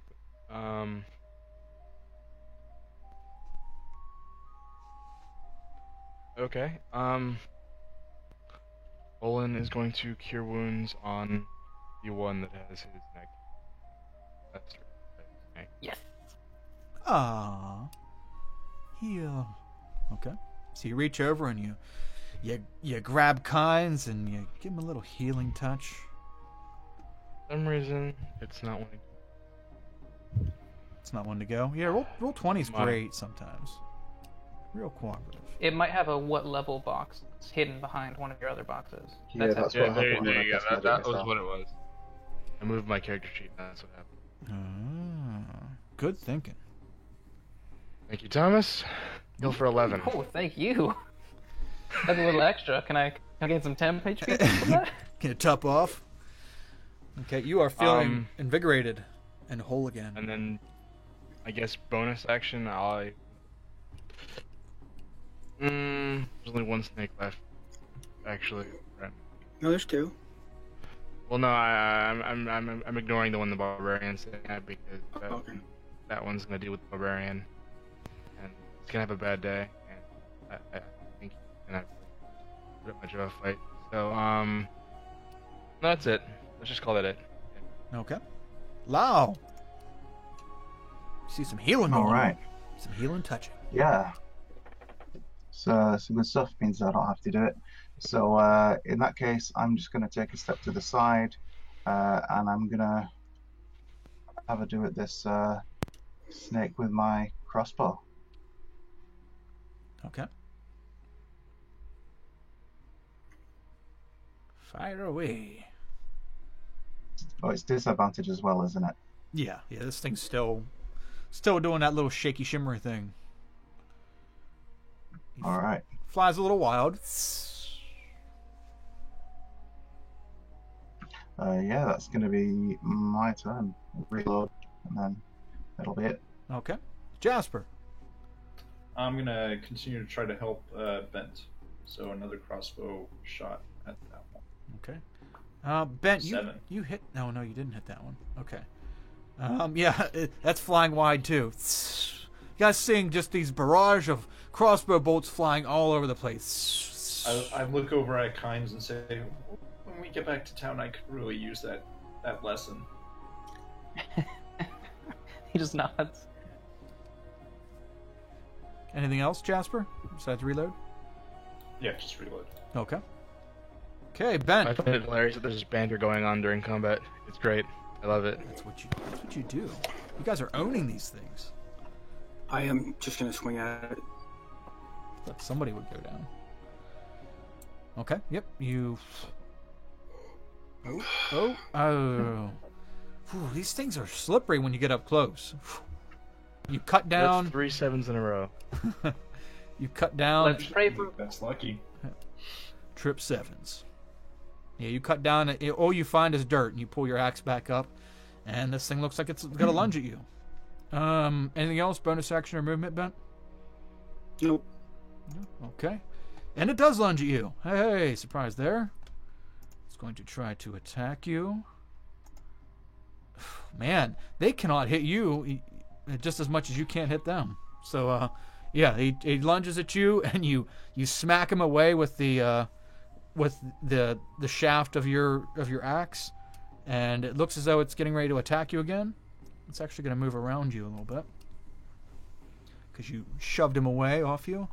Let's see. The other one, I kind of like the way things were going there. It's going to attack you again, Kynes. Ooh, no. Oh, finally. Yeah, tries to get you that time, but now you're fresh. You're revitalized. You're ready, and you dodge that attack. Kynes, you're up now. As you dodge the attack. Stab. Okay. 12. A 12 misses. No. You try to stab him back, and he's doing his little shimmy shake. That's the one. And nat 1. Yeah, you try to. I'm not gonna stab the cleric in the side. No, I'm not making you stab somebody. I'll save that. You had that. Oh, I have the can Usually, if you nat something, you got to make it interesting. But not always. It doesn't always have to be that way. There's just nothing. Yeah, nothing good interesting. Although if you would have threw it, it would have been funny. Maybe would have flew off and hit the pig. Flew through the pig or something cool. Okay, so yeah, double miss. Any movement? No. Okay, Olin. Your healed friend is not quite as swift with the weapons as he was. Olin is going to try to mace this dude again. Oh boy. And fail. Yeah, even with disadvantage, that's definitely going to be a fail. So you whiff. Total whiff. I forgot about disadvantage. Anything? Forgot about it entirely. That's alright. I would have reminded you if it mattered. Anything else? You know what? Shield of Faith on Kynes. Oh, thank you. Just on the off chance this thing gets another bite at him. Okay. It's feeling more like the on chance that it will get another bite of me. Lau, you're up. Okay. So I'm gonna go for another Sacred Flame again. Okay. I need to get these snakes. I can't hit them at all. Hopefully this snake's not as wise as the rest, and will take a bit of a beating. Okay. Which one is it? The one up top? Oh, it misses. Or it fails. 1 point of damage. Ooh. But hey, look at it this way. It is no Such a longer. beating. It is no longer doing its little shimmer effect. That's good. So there's some use there. There's utility.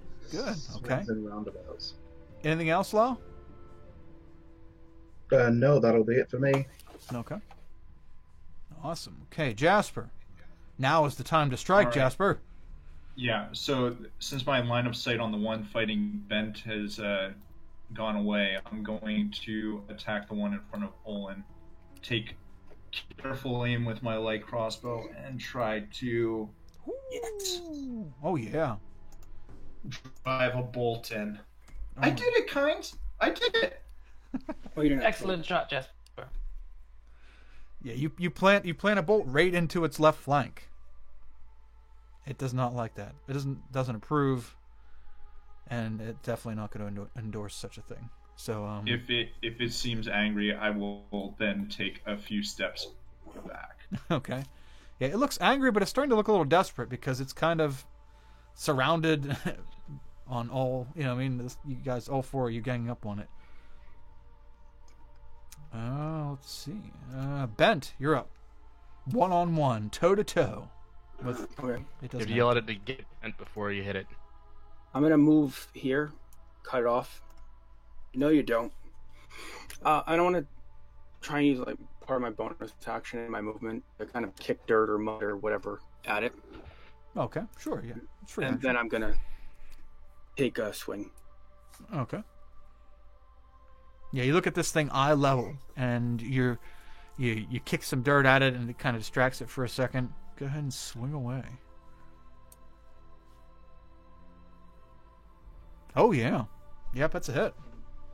You might have distracted it just enough that you get a good hit off, That's what I call it now. and 8. Because I'm still raged. Sure, yeah. Okay, and it's no Are you longer. still raged? Yeah, he lasts 10 rounds. And he's attacked every round, so he's good. Okay, I don't get to hit or be hit. No, you don't have to hit. You just have to attack. That would be terrible if you had to hit every single time. Or be attacked or be hit. It's attack or B, take damage. Okay. I've never played a barbarian. I don't know. I was just asking. This is the first one I've played, so Yeah, it's a good swing, and it no longer has the displacement effect. So very good, very good. Anything else? no, that's it. Okay, it's going to try to return the favor. It's going to attempt it. It's it's very kind like that. And oh snap! Jesus. So when you gave it a great chop, it was a very nice chop. Caught it right in the midsection. This thing is standing up, trying to stay eye level with you and intimidate you with its size, because it is bigger than you, slightly. You get a good chop at it, but at a cost of speed. So it takes advantage of your swing. You're pulling your axe back, and it bites down on your shoulder for, and then add an additional d6. That's not very good. So 2 and 1. So for 3 damage. It barely grazes your shoulder with its fangs, as you take 3 piercing damage Okie dokie. total. Laugh at it. Well, that's better than 7. A Then. lot worse. Yeah, that's better than Forgot 7. the isn't it? So gotta love the half damage. So yeah, it gets a decent bite on you, but not enough to slow your progressive anger. Okay, this thing doesn't quite understand what Shield of Faith is, and it's going to attempt to attack Kynes again. And is this the one where you have to But make I a look wisdom so check? shiny and intimidating. Oh, it's Sanctuary. What does Shield of Faith do? Give me +2 to my AC. AC. Okay. I knew it wasn't Sanctuary, damn it. I'm up to 17 now. Ooh, is nice. So it's going to attempt to attack you again. Miss horribly. Aha! And that's it. It's facing you. Looking a little desperate, pretty wounded. Go ahead, Kynes. Stab. And just kind of gritting my teeth. Why won't you just die? Okay. It's Nope. miss and a miss. It's shimmering again. It's weaving in and out. Very hard to track. Anything else? Nope. Okay, Olin.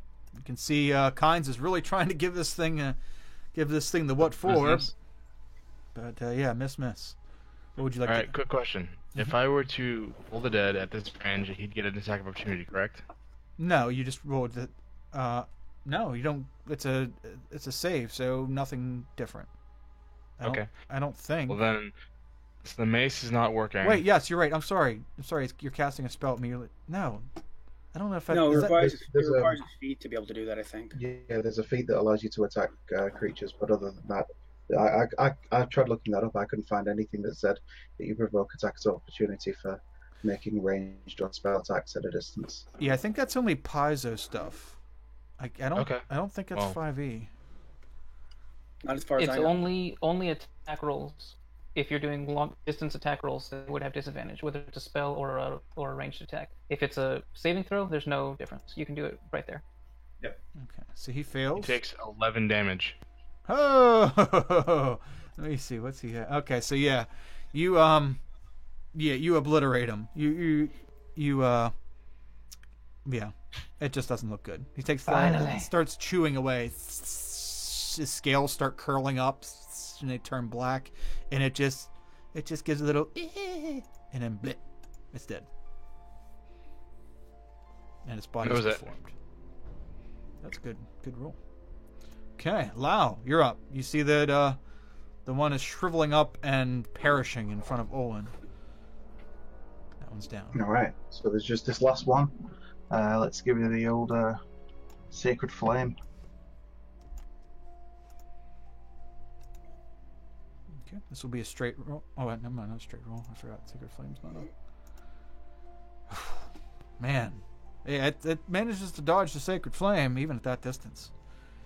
It just doesn't dodge it. It just misses flat out. Just misses a little bit.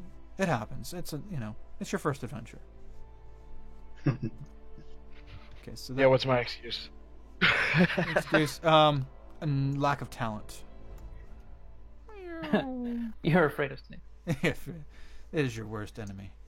Lau, anything else besides Sacred Flame? No, that's it for me. Okay. Jasper.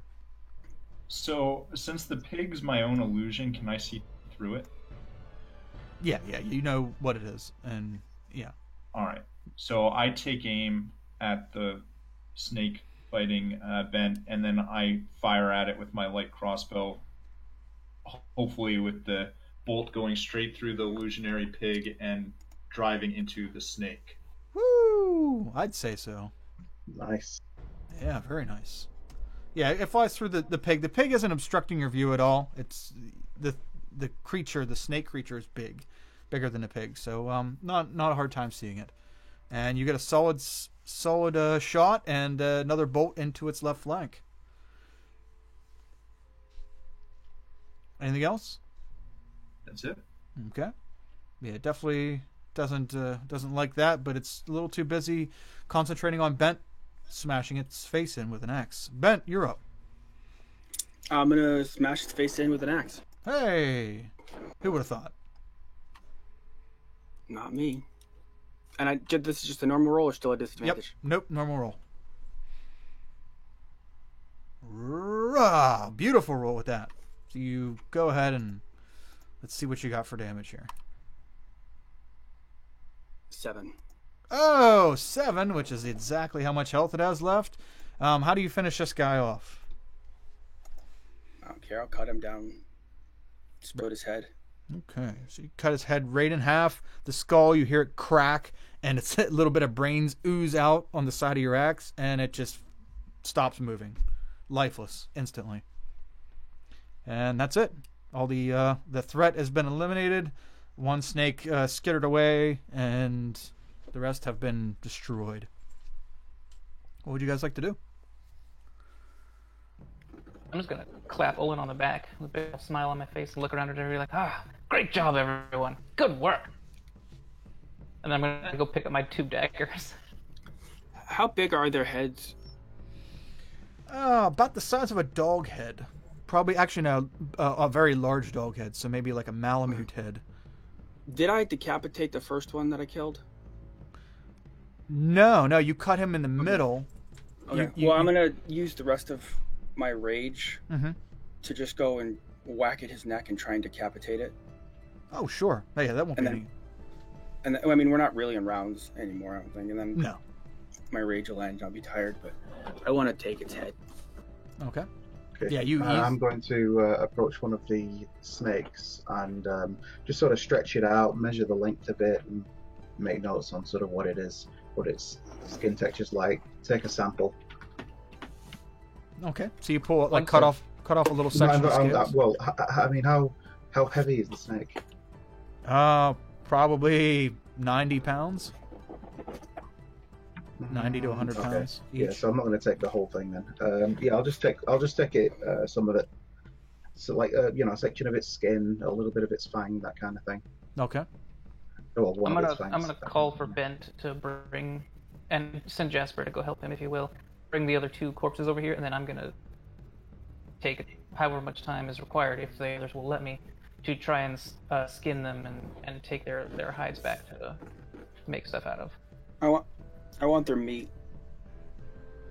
As Jasper is helping Bent lift one of the snakes, he looks at Bent and says, "Did you see how that snake attacked my pig? Wasn't that funny?" I don't know what you're talking about. Oh, the illusion. The illusion was great. Well, it's just precious time. I thought it was good. I didn't see anything. There's no fatigue from rage anymore? Only if you follow a certain path. Oh, okay. Okay, so then I'm not actually... But, okay. So yeah, I'll drag the corpse up. I want the meat. It's gonna take me some time to do this, fellows. Do you mind keeping a lookout and, Well, I'll help. Yeah, I mean, I've got 4 snakes here. It would probably be good to bring something back to show Pimley about what we encountered. So yeah, do your skinning. Okay. Yes, and I have Jasper, do you want to samples give me a for hand? research as well. I might be able to help. I don't know anything about. Oh no, I don't need you to know stuff. You just do. I'll point and you do what I tell you to do. Oh, And I'll hand him okay. one of my daggers, and then I will, get in there with my leather worker's tools and try and skin all 4 of these snakes. Well, I'm helping as well. How long does the skinning take? That's up to Kyle. It's going to take about 40 minutes. Can, let's see. Well, I'll probably help with the first, one, and then once he's on, I'm going to start taking the meat off them after that. Okay. Jasper, go ahead and roll me a d20, please.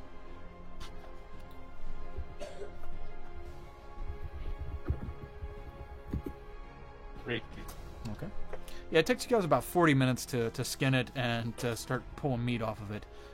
Bent, you get how many of these things do you want to yank meat out of? I mean, you got to gut it and all that jazz. Yeah. How many of these creatures do you want to get meat out of? I'll 4 of them if I can. Okay. Yeah, you're looking at probably 40 pounds of meat, usable meat. Actually, no, roll a survival check, please. And also, Kynes, can you roll? You want to use your tool proficiency, your leather worker proficiency, to make a roll, and do that with advantage because you've done snakes before. This is just a larger scale, so do yours with advantage. That's okay. That's also what I was having Jasper. I was having him use the help action so that I could get advantage. But either way, it works. Would it be with dexterity or intelligence? Whichever is higher for you. Okay. 1 roll or 1 roll per snake? Just 1 roll in general. Bent, yes, you get maximum amount of meat. You have you've taken meat out of regular snakes that you found in the city before. So this is just a larger version of that. All the parts look the same. So you can get 40 pounds of meat out of each snake. You gotta want to watch your encumbrance, but that's what I was just looking up. Okay. Your encumbrance is typically 15 times your strength score, according to the PHP. Okay.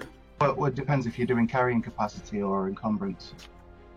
Yeah, we also have to have the ability to physically carry these items. So, for example, I have a backpack, which I have emptied out, and I think it can hold 40 pounds worth of stuff.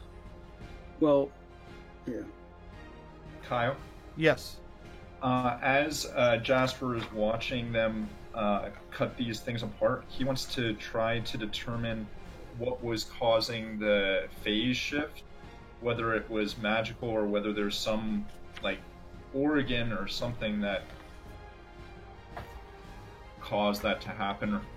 Is that possible to try to determine? Yeah, go ahead and do a nature check as you examine these bodies and looking for something that would indicate that.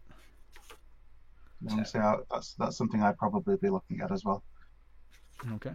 You can also make a separate roll. Yeah, you're looking at it, and it's really hard to tell. I mean, this, for all intents and purposes, to you guys, this looks like a normal snake. It's just a lot larger one. Now the eyes look different. They're like a solid, pupilless, glazed over bright green. And the markings on it look different than any snake you've seen in the city. But in this, excuse me, in the city, there is a forest inside the city. And they use that forest for, like, you guys will grow trees, and then you'll cut them, and then you'll grow them. Like, the druids will help grow them, fast grow them, cut them and stuff. Over a few centuries of this, the ground and the trees aren't quite as bountiful as they were, but there's still wildlife in the city. So, yeah, it looks roughly the same as a regular snake, other than the eyes are a little different. But nothing indicates that the difference in eyes would be the meaning on why this thing displaced like it did.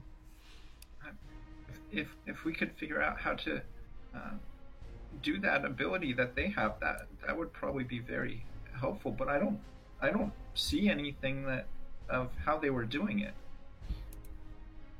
No, I can't figure it out either. Doing what? Being in two places at once? It's because I cut him in half.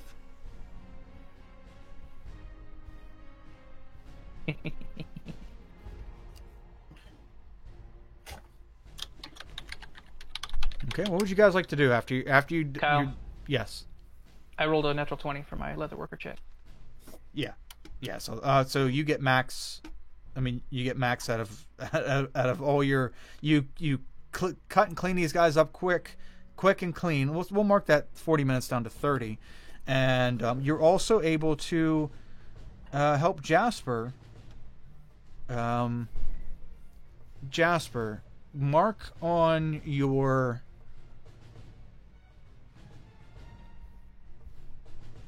Actually, yeah, we're just going to do it that way. Jasper also has max rolls for all that he helped you with.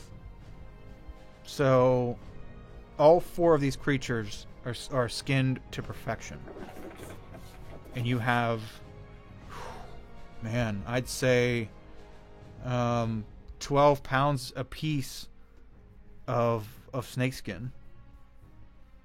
Well, one of them was cut in thirds. Yeah, but it's still. Yeah, but roughly about there. All the thirds are there. Yeah, roughly, they're good. Let's say roughly 12 pounds a piece of scale work. 48 pounds of snakeskin. And Bent, you have, like I said, 40 pounds a creature of meat. How much do you want to attempt to bring with you? Well, I don't know. I haven't gotten that far yet. Okay. What is the plan now? I'm gonna clean all my tools off, and then just sort of look around and point down towards the swamp. Because we still have plenty of daylight left. I'll just point down towards the swamp. Say, you guys want to look in there, or has this been enough for one day? Well, we can check there, or we can continue checking around the lake. But I'm eager to continue. What time of day is it? It's late morning, early afternoon right now. So it's been a few hours. So I'd try like 1 o'clock. We'll say 1 o'clock in the afternoon. Well, we could take a short rest, and I can make us lunch. Oh, okay. That sounds nice. Sounds good. Okay, so you guys clean off all your stuff and you take a rest. I'll cook up some of the snake meat. Okay, Ben, go ahead. I'll try to keep my eyes open while they're cooking, just because the one got away. I'm just making sure I'm not coming back. Okay, Ben, go ahead and roll a d20, please. Well, I have cooking utensils. Yeah, no, this isn't for cooking. Oh, okay.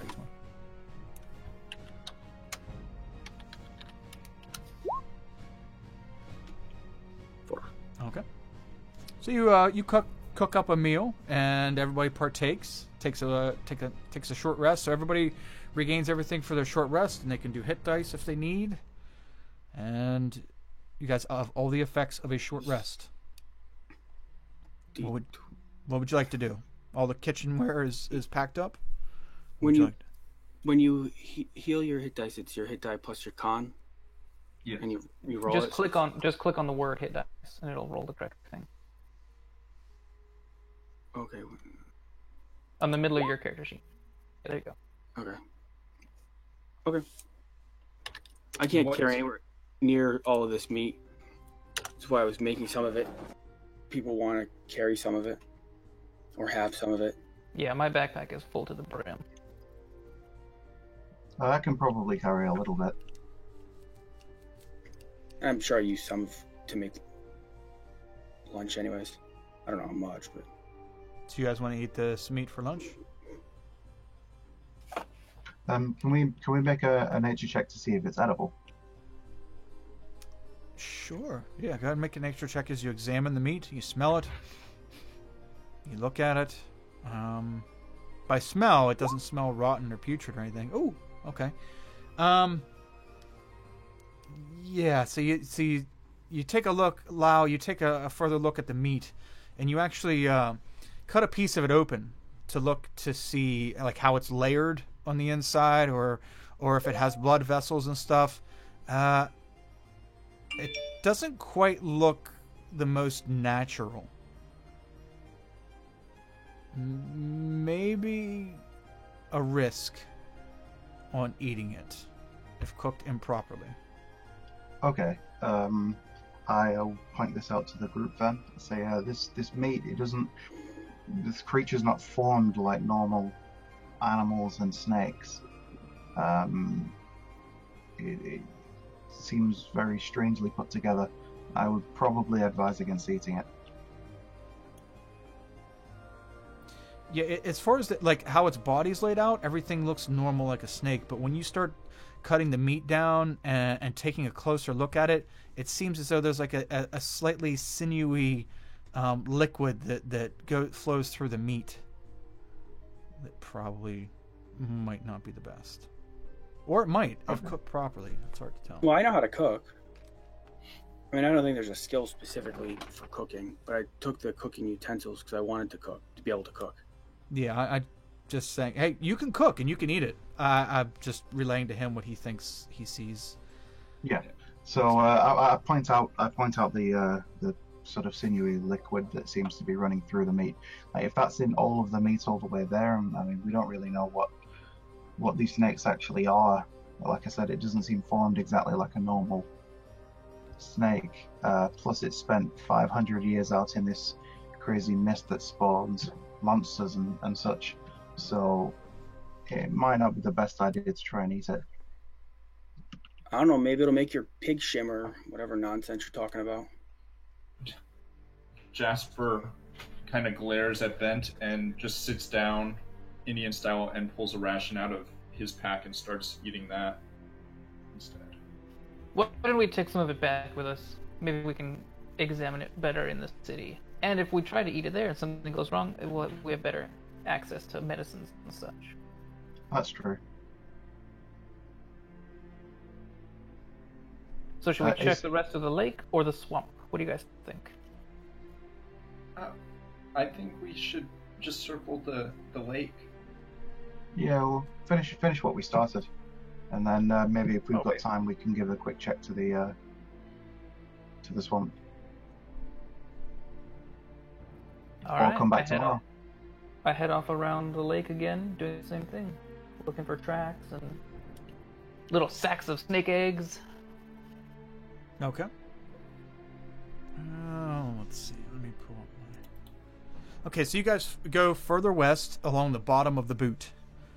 And you can see the farther west you get, you can see the swamp that was south of you is now like starting to come up towards the bottom of the pond. And when you get to the very end, the very western edge of the pond, the swamp is almost up against it. There is maybe a 200-foot wide regular ground between the pond and the swamp at the tip of the boot. And then you look as you get to the corner of the boot, the western corner, southwestern corner, and look up north. You can see that it's all just fields and pond. And you can see the southwestern corner of the city in the distance. Okay, so we can see that there doesn't seem to be anything between us and the city. aside from obviously the rest of the pond heading up that way. So, what time of day is it now? It's like 3 in the afternoon. Or no, I'm sorry, Okay. two and. No, okay, you guys stop. You ate an hour, so 3 in the afternoon. Yes. Okay. What time roughly does it start to get dark? Not till like 7. Okay, so I mean, we could always, peek our heads into the swamp if you guys want to, see what's there, Yeah. and maybe we could do a more detailed search another day. Okay. Because I wouldn't necessarily want to sort of be out here in the middle of the night before we have a clearer understanding of what's there. That is a Why? good point. Maybe we'll find something tonight. The night could be very scary also, though. I'm not scared. I mean, our little friend Kynes over here almost had his number punched by one of them snakes. I can see very well in the dark. I'm just saying, like, maybe scarier shit comes out in the night. I don't know. That's also possible.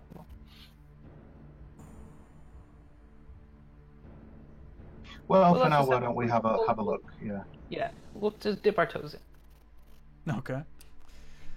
Okay, so you guys go to head south to into the swamp. Do you Yep. do you guys want to go south, directly south, or southwest? Swamp seems to go. Where would you say We we wanna are go- on the very shitty drawn map right now, Kyle? And how wet is the actual swamp? It's pretty wet, but there are lots of patches of, not necessarily dry ground, but of ground that's not in water. There's Okay. a lot of water, but it's sporadic. So it's not. I'm short and I'm carrying a lot of weight. I'm not a big fan of water.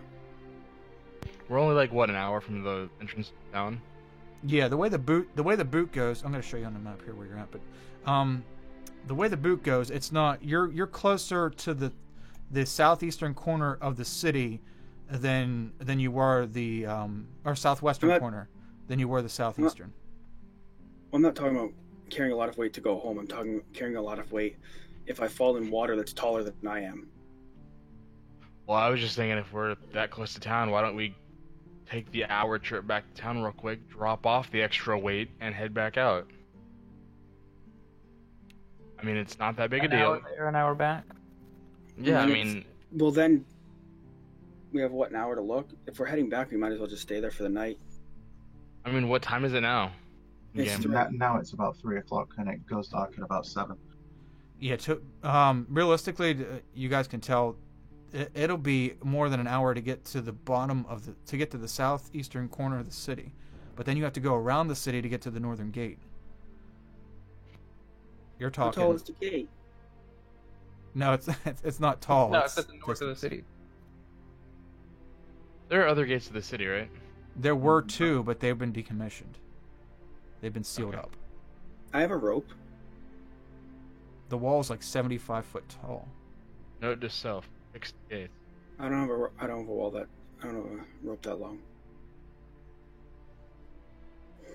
But you guys are right here, right down here in the corner. Well, if you want to Okay, head back, we can head back and then Let's come head north. meet up in the morning. Yes, that's what I was gonna say. Let's head north along the western side of the lake. Explore that plain area. Check between the wall and the lake itself, up there on the southern side of the city. Make sure there's no damage to anything. Maybe we can find out how people are getting to the lake and back. I'd be interested in that. And then just scoop up to the gates, and maybe we can try the swamp tomorrow. I think, yeah, that's a good idea. Okay. All right. So we go over here into this area. Okay. I kind of check all of that. Okay, so you're gonna head north. Yeah. So you look down south. Directly south and southeast is swampland. As you go north along the tip of the boot, like right here on the toe, you look west and you see plains. It just looks like grassland. And let me double check here. Okay. And yeah, you guys go up around the boot. Olin, can you make me a D10, please? And I can make you a D10. Would you like me to roll you one? sure, you can do that too. And Lau, a D10 as well. Okay. First thing I was thinking of with planes to the left, I was like, oh, so we're in the village, that Shyamalan movie, where we're just in the middle of nowhere, and it's actually 2018 everywhere else. Yeah, It's just planes and shit everywhere. You guys see a ranger station and a jeep parked outside. We walk outside, we see airships. What the fuck? Okay, so you guys all hear as you're starting to get a little bit distance away from the swamp. You guys hear a come from the swamp. It sounds it sounds like it's in the swamp, not from like right where you were when you walked away from it. Deeper in the swamp, you hear a large. We all hear it? Yes. Oh yeah, you all hear it. Okay. And then you continue heading north. Well, when I hear that, I grab my axe and turn around and yell at it. Come here! Or something. Okay. Come here, you're right, bastard. I Come here or want to stick something. my axe in your head. Classic dwarven battle cry. Come here. All the great ones yell, come here. Everybody knows that. Not that. I suggest we keep moving north, but have maybe two of us keep their eyes to the south, just to make sure we're not caught off guard. So as you guys head north, can I let me get a perception check from everybody. Let's take an average here. I'm looking for an average of 13. Can I get an average of 13? Oh, doesn't look like it's gonna be. I doubt it. No. Okay. So you guys all see to the west, far to the west, a few specks. A few specks that look humanoid that are running across the plain together. Very fast. Whatever they are, they're fast. They seem to be look like kind of like people in shape, running across the plain. They're heading. Are they running towards us? No, they're heading from north to south. So they're running the opposite direction. They're probably a mile away, if Do not they look more. like they're coming from the city? No, you guys are right here. Put in perspective, you guys are heading north towards the city. You're right here, and they are. They're over here, like somewhere in around here, and you're right here, or maybe even a little higher. They're running. Yes, they are. Whatever it is just vroom, zooming across the plains. That's too far away. They might be hostile. They were heading from this direction, and they're heading south. I can't Oh. catch them if they're running the other direction. Okay. Also, they're running sort of towards the swamp then. Yeah, although you're not sure if the swamp stretches the whole way over here, but that they're heading south. Yeah, humanoid figures. I yell, run, Did Forrest, run. Do they seem to be coming from town? Or like the direction of town? No, they're coming from up here. They're coming from straight Okay. north to straight south. Okay. They're probably not even an eye shot of the town. Because you guys are, I should have left the other one. You guys are like right here. Hey, you. Why are you running? Oh, you guys would have to scream something fierce. I mean, they're at the very edge of your vision. No, I know. Okay, I yell, run, Forrest, run. and they do. Forest runs. There's no forest over there. It's plains. How do you know? There could be Forrest further south. You haven't been down there. Maybe I have. Well, it's something to look into another day, I guess. So many Sure. mysteries out here. Jinkies. Jinkies, yeah. Okay, so you guys head north. You skirt the western side of the city. You get back to the main gate. Boof, what are you doing? Was there anything between the city walls and the lake? Any sort of a secret way for people to get to the lake and back? I wanted to look around in that whole area. Oh, sure. Yeah, go ahead and do an investigation check as you check the southern end of the city to see what this secret is. You look around and there doesn't seem to be anything. No structure, no door, no path. Like it looks very natural. Are there any tracks? Any tracks from the city? No tracks. You saw what looked to be an empty nest of some sorts in the weeds. You found an empty nest, probably about 2 foot wide, circle nest, made of like reeds and sticks and shit. Nothing in it, but there's an empty nest. Well, if they're not coming directly out from the city to the lake, then perhaps there is a tunnel that leads under. I mean, it's likely that the drinking water comes from an underground spring that feeds from maybe this lake or this pond. Maybe they have like powerful magic and they can breathe underwater, and they just go into the spring and swim into the lake. Well, I mean, if there is sort of maybe an underground lake that's fed from this one, then anything that's living in this would probably be able to swim down there, which might be how they managed to get it. They might not have had to swim out beyond the gate into here, if obviously the lake actually runs under the city. I feel like I would know if there was some sort of secret underground part of the city. Well, have you ever looked for one? I mean, I live there. Well, so My do home I. is underground. I didn't know there was that library that in Pimley's office that had all of those books, and I've lived there all my life.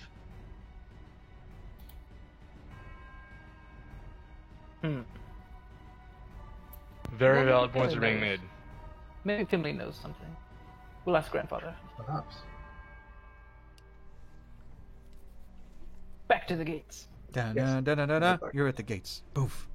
The gate opens. Open the gates. The guard lets you back in. Back so soon? Well, it was a very successful trip. No need to stay out and squander our time. Yeah, best to get back alive than not at all. I agree. I killed everything, then I got bored and came back. Just everything is dead. Just everything that was once out there is now dead. Except for those I things. am cleared. Campaign is over. Told you. Got this shit handled. PCs win. Wow. I'm glad to know that we're all safe now. Good. Very good. Still much to explore. Shall we go and see Pimley? Yes, I think so. Okay. I would like to head over to Pimley then. Sure. Okay, you guys head over to Pimley, and his study is hanging wide open. Okay. You go in I and stride through. Great big smile on my face. he's sitting in there eating an apple with his feet propped up. He sees you guys and quickly puts his feet down. Oh, wow! You're back. Hi. It's Successful. fantastic. We were successful. Killed everything. Wow, good. Did you kill the mist? No, I missed. The miasma. Did you cut it down to size? Please tell I me missed. so. It's too high. It's way up. He missed the mist. Oh. I Next can't time. get that far. I can't get that. If it comes down here. I heard if you jump Take a look off at what we found, Grandfather. Oh, okay. I'll add some Enough of this ladder. shitting. Let me take a look. Puts his monocle on, or I'm sorry, not his monocle. His spectacles. Yeah, let me take a look. Oh my. Okay. We found. Lau, just show him the picture you drew of the little blue lizards. Oh yes. And I open my little notebook up and show him. He won't be able to read any of the writing that's in there. Okay. Because I have the linguist feat, which I write everything in ciphers. Ooh, okay. Well, don't understand this, but the picture looks very nice. Okay. Very good. They Yes, seemed it's- quite nice. They were friendly little creatures, and then they ran off. We checked around the whole of the lake. There's a giant swamp at the bottom, and these enormous snakes came out, and we just had to slaughter them all. Ooh. Yes, I even collected some samples I killed 2. for study. It was very, very terrifying. One bit kinds, very, very hard. Oh yes, I'll pull my collar down and show him the puncture wounds. Ah, about bit through you. Oh yes, it was very painful. Your mother would kill me if she saw. Don't let her see that. No, I'll stop by the alchemist and get some salve or some lotion to put on it. Okay, rubs a lotion. Olin on here its skin. fixed me right up. Good. Okay, let me see this snake stuff. Let me take a look. I can pull out the head. Oh, whoa, that's scary. That's very big too. Wow, never seen a snake that big. They had some sort of magical. They shimmered. They were shimmery. Couldn't hit them. It looked like they were in 2 places at once. You don't say. Oh, he Interesting. totally did. I could hit him. It's Interesting. because there were 2 of them. So, let me hold on. I know of a book here.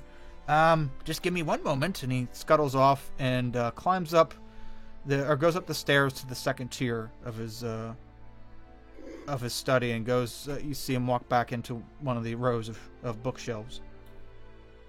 He disappears for a minute. Let's have him. Oof. Okay. And he comes back down about 2 minutes later, and he's carrying a book, a green and gold-bound book. He comes down and sets it on the big table in the center of the room, and blows off the dust. There's just a little bit of dust. He's like, fire that servant. There shouldn't have dust on it at all. Sorry about that. It's very unprofessional. Look here. And Bent, he urges you to come over and kind of like points at the head that you have. Bring that over here. And he set it down on the table, and he flips through, and he's like, do you guys see the skin, the way the skin is? Maybe. And he flips through, and he's like, there it is. And he finds a page in his book that has a picture of a cat with tentacles, a black cat with tentacles coming out of its body. And that is a displacer beast, a cat that can do the. You said it could make itself blurry and shimmer, right? Yes, that sounds exactly right. Well, look at the skin. Look how similar, other than the scales. But look at the little bit of a wavy design on the skin. Actually, I'll pull out some of the meat. Okay. Ooh, that's the guts of it. That's the meat, the Yes. inside. Oh, okay. It has weird lines and stuff, unusual too. Okay. Did you keep any of the organs? Did you bring any organs with you? No. I did, because I collected samples from it. Oh, let me. Oh, okay. Unwrap them and lay them on the table here. Let's have a look. I come over and unwrap them, lay them out. Okay. He starts looking at the organs one by one. He flips a couple pages in his book, and you can see as he's skimming over them, you can see that there's kind of a crude diagram of the inside of this beast that he was showing you, this cat beast. And he taps on one of the organs in the diagram. He says, that right there, I believe that is what helps secrete the magic-like properties that help this thing do its little thing. Thing. And he's looking through your organs, Lau, and he's like, maybe this right here, Mr. Fang, this right here. I think this is it. If you could find but a way to extract whatever it is in this organ, you might be able to make something that does the same thing, the effect, the shimmer. Interesting. I'm gonna try paying attention to what he's saying, and probably get really heavy eyes and startle myself awake because I'm getting bored with the science. Stupid words. Okay. So yeah, I'm not dumb. I'm impatient. I don't really like thinking very much. Yeah, fair enough. And he seems very excited. to show you guys, but yeah, Lau, he gives you back the organ, and he says, Yeah, I'm sorry, that's beyond my knowledge, but that right there, I would keep a hold of that, and maybe you can harvest it and find a way to use it to your advantage. Yes, I'll study it in more detail tonight. Yes, you have access to my library anytime many of you want. Oh, thank you. It means a great deal. Oh, you're welcome. Should we go get the rest? If there are more of these organs out there, and we can make multiple of these things, should we go get the rest? I mean, that's up to That might not be a bad idea. I mean, we have a few hours of daylight left. We do. It would only take a short trip to get back since we know where we're going. What do you say, Ben? Another trip out into the wild? I don't know. I think the point of coming here was to kind of pull up for the night. It's a long trip back to grab something and then come back. We're going to spend 4 hours doing nothing. Well, if we wait till the morning, I'm almost certain they'll be gone. We'll just have to go find more snakes. I'll just have to try extra diligently tonight to see if I can figure out how exactly it works. yeah, perspective-wise, guys, you're looking at not getting down to there till almost 9 o'clock. Oh yeah, I can see real well in the dark, so I'm not even thinking about that. I'm just like, yes, we should go. I can see perfectly. I don't know what you're all talking about. Quit pussing out on me. Okay.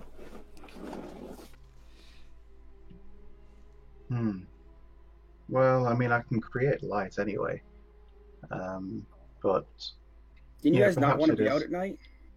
yeah, but I wouldn't want to until we know more about what's around. I wouldn't really want to spend the night outside. I think it would be, we're here now. We can't get much done tonight, so why not just sleep here and go out in the morning, first light again? Sounds Right. like the best plan for me. If we just meet up at the gate and head straight out. Oh, very well. Okay. So you guys are gonna rest up. Is everyone going home for the evening? Yes. I have a Oh few yes, I have to- work to do. to try and take care of in town before I head home. But yes, Yes, make sure you're prepared. You never know what could sneak up on you out there. Okay. So you guys head off into the city of Mullis for the night to take care of some loose ends and prepare yourselves to travel again in the morning. Mm-hmm. And So, and before we leave in the morning, before we sort of settle down for the night. So what I wanted to do is try and get something to act as maybe a container that I can put specimens into to research later. That's pretty much what I want to pick up, and then for sort of part of the night spend just sort of analyzing the organs and everything like that, trying to find out as much as I can about them and how they work, particularly the organ that we think might act as a sort of displacer. Oh, absolutely. Yeah. Okay. So we'll handle all that offline. Should be simple shopping and yeah, definitely. So yeah, with that, you guys are going to end the day, and we're almost out of time. So you guys are going to end the day and prep for your adventure in the morning, and that's where we're going to leave off for today. Okay. So we'll take care of the shopping and stuff offline. We'll do it in the Discord group, and Cool. you guys will be prepped to go adventuring again. So, Awesome. yeah, thanks everybody for joining this week. Sebasper, I believe that's how you say it. Sebasper. Hey, thanks for the follow. Welcome to the initiative. Yeah, and thanks for joining us, everyone. And be sure to join our Discord community, which is where we take care of all our offline stuff here. And join us again on Sunday night, 10 p.m. Eastern Standard Time, for the next episode of The Great Miasma, our West Marches campaign community game. And yeah, we're going to sign off, everybody. And yeah, have a good one. Do we all Thanks for level? the session. Well, I'll Later. do XP after. See you guys.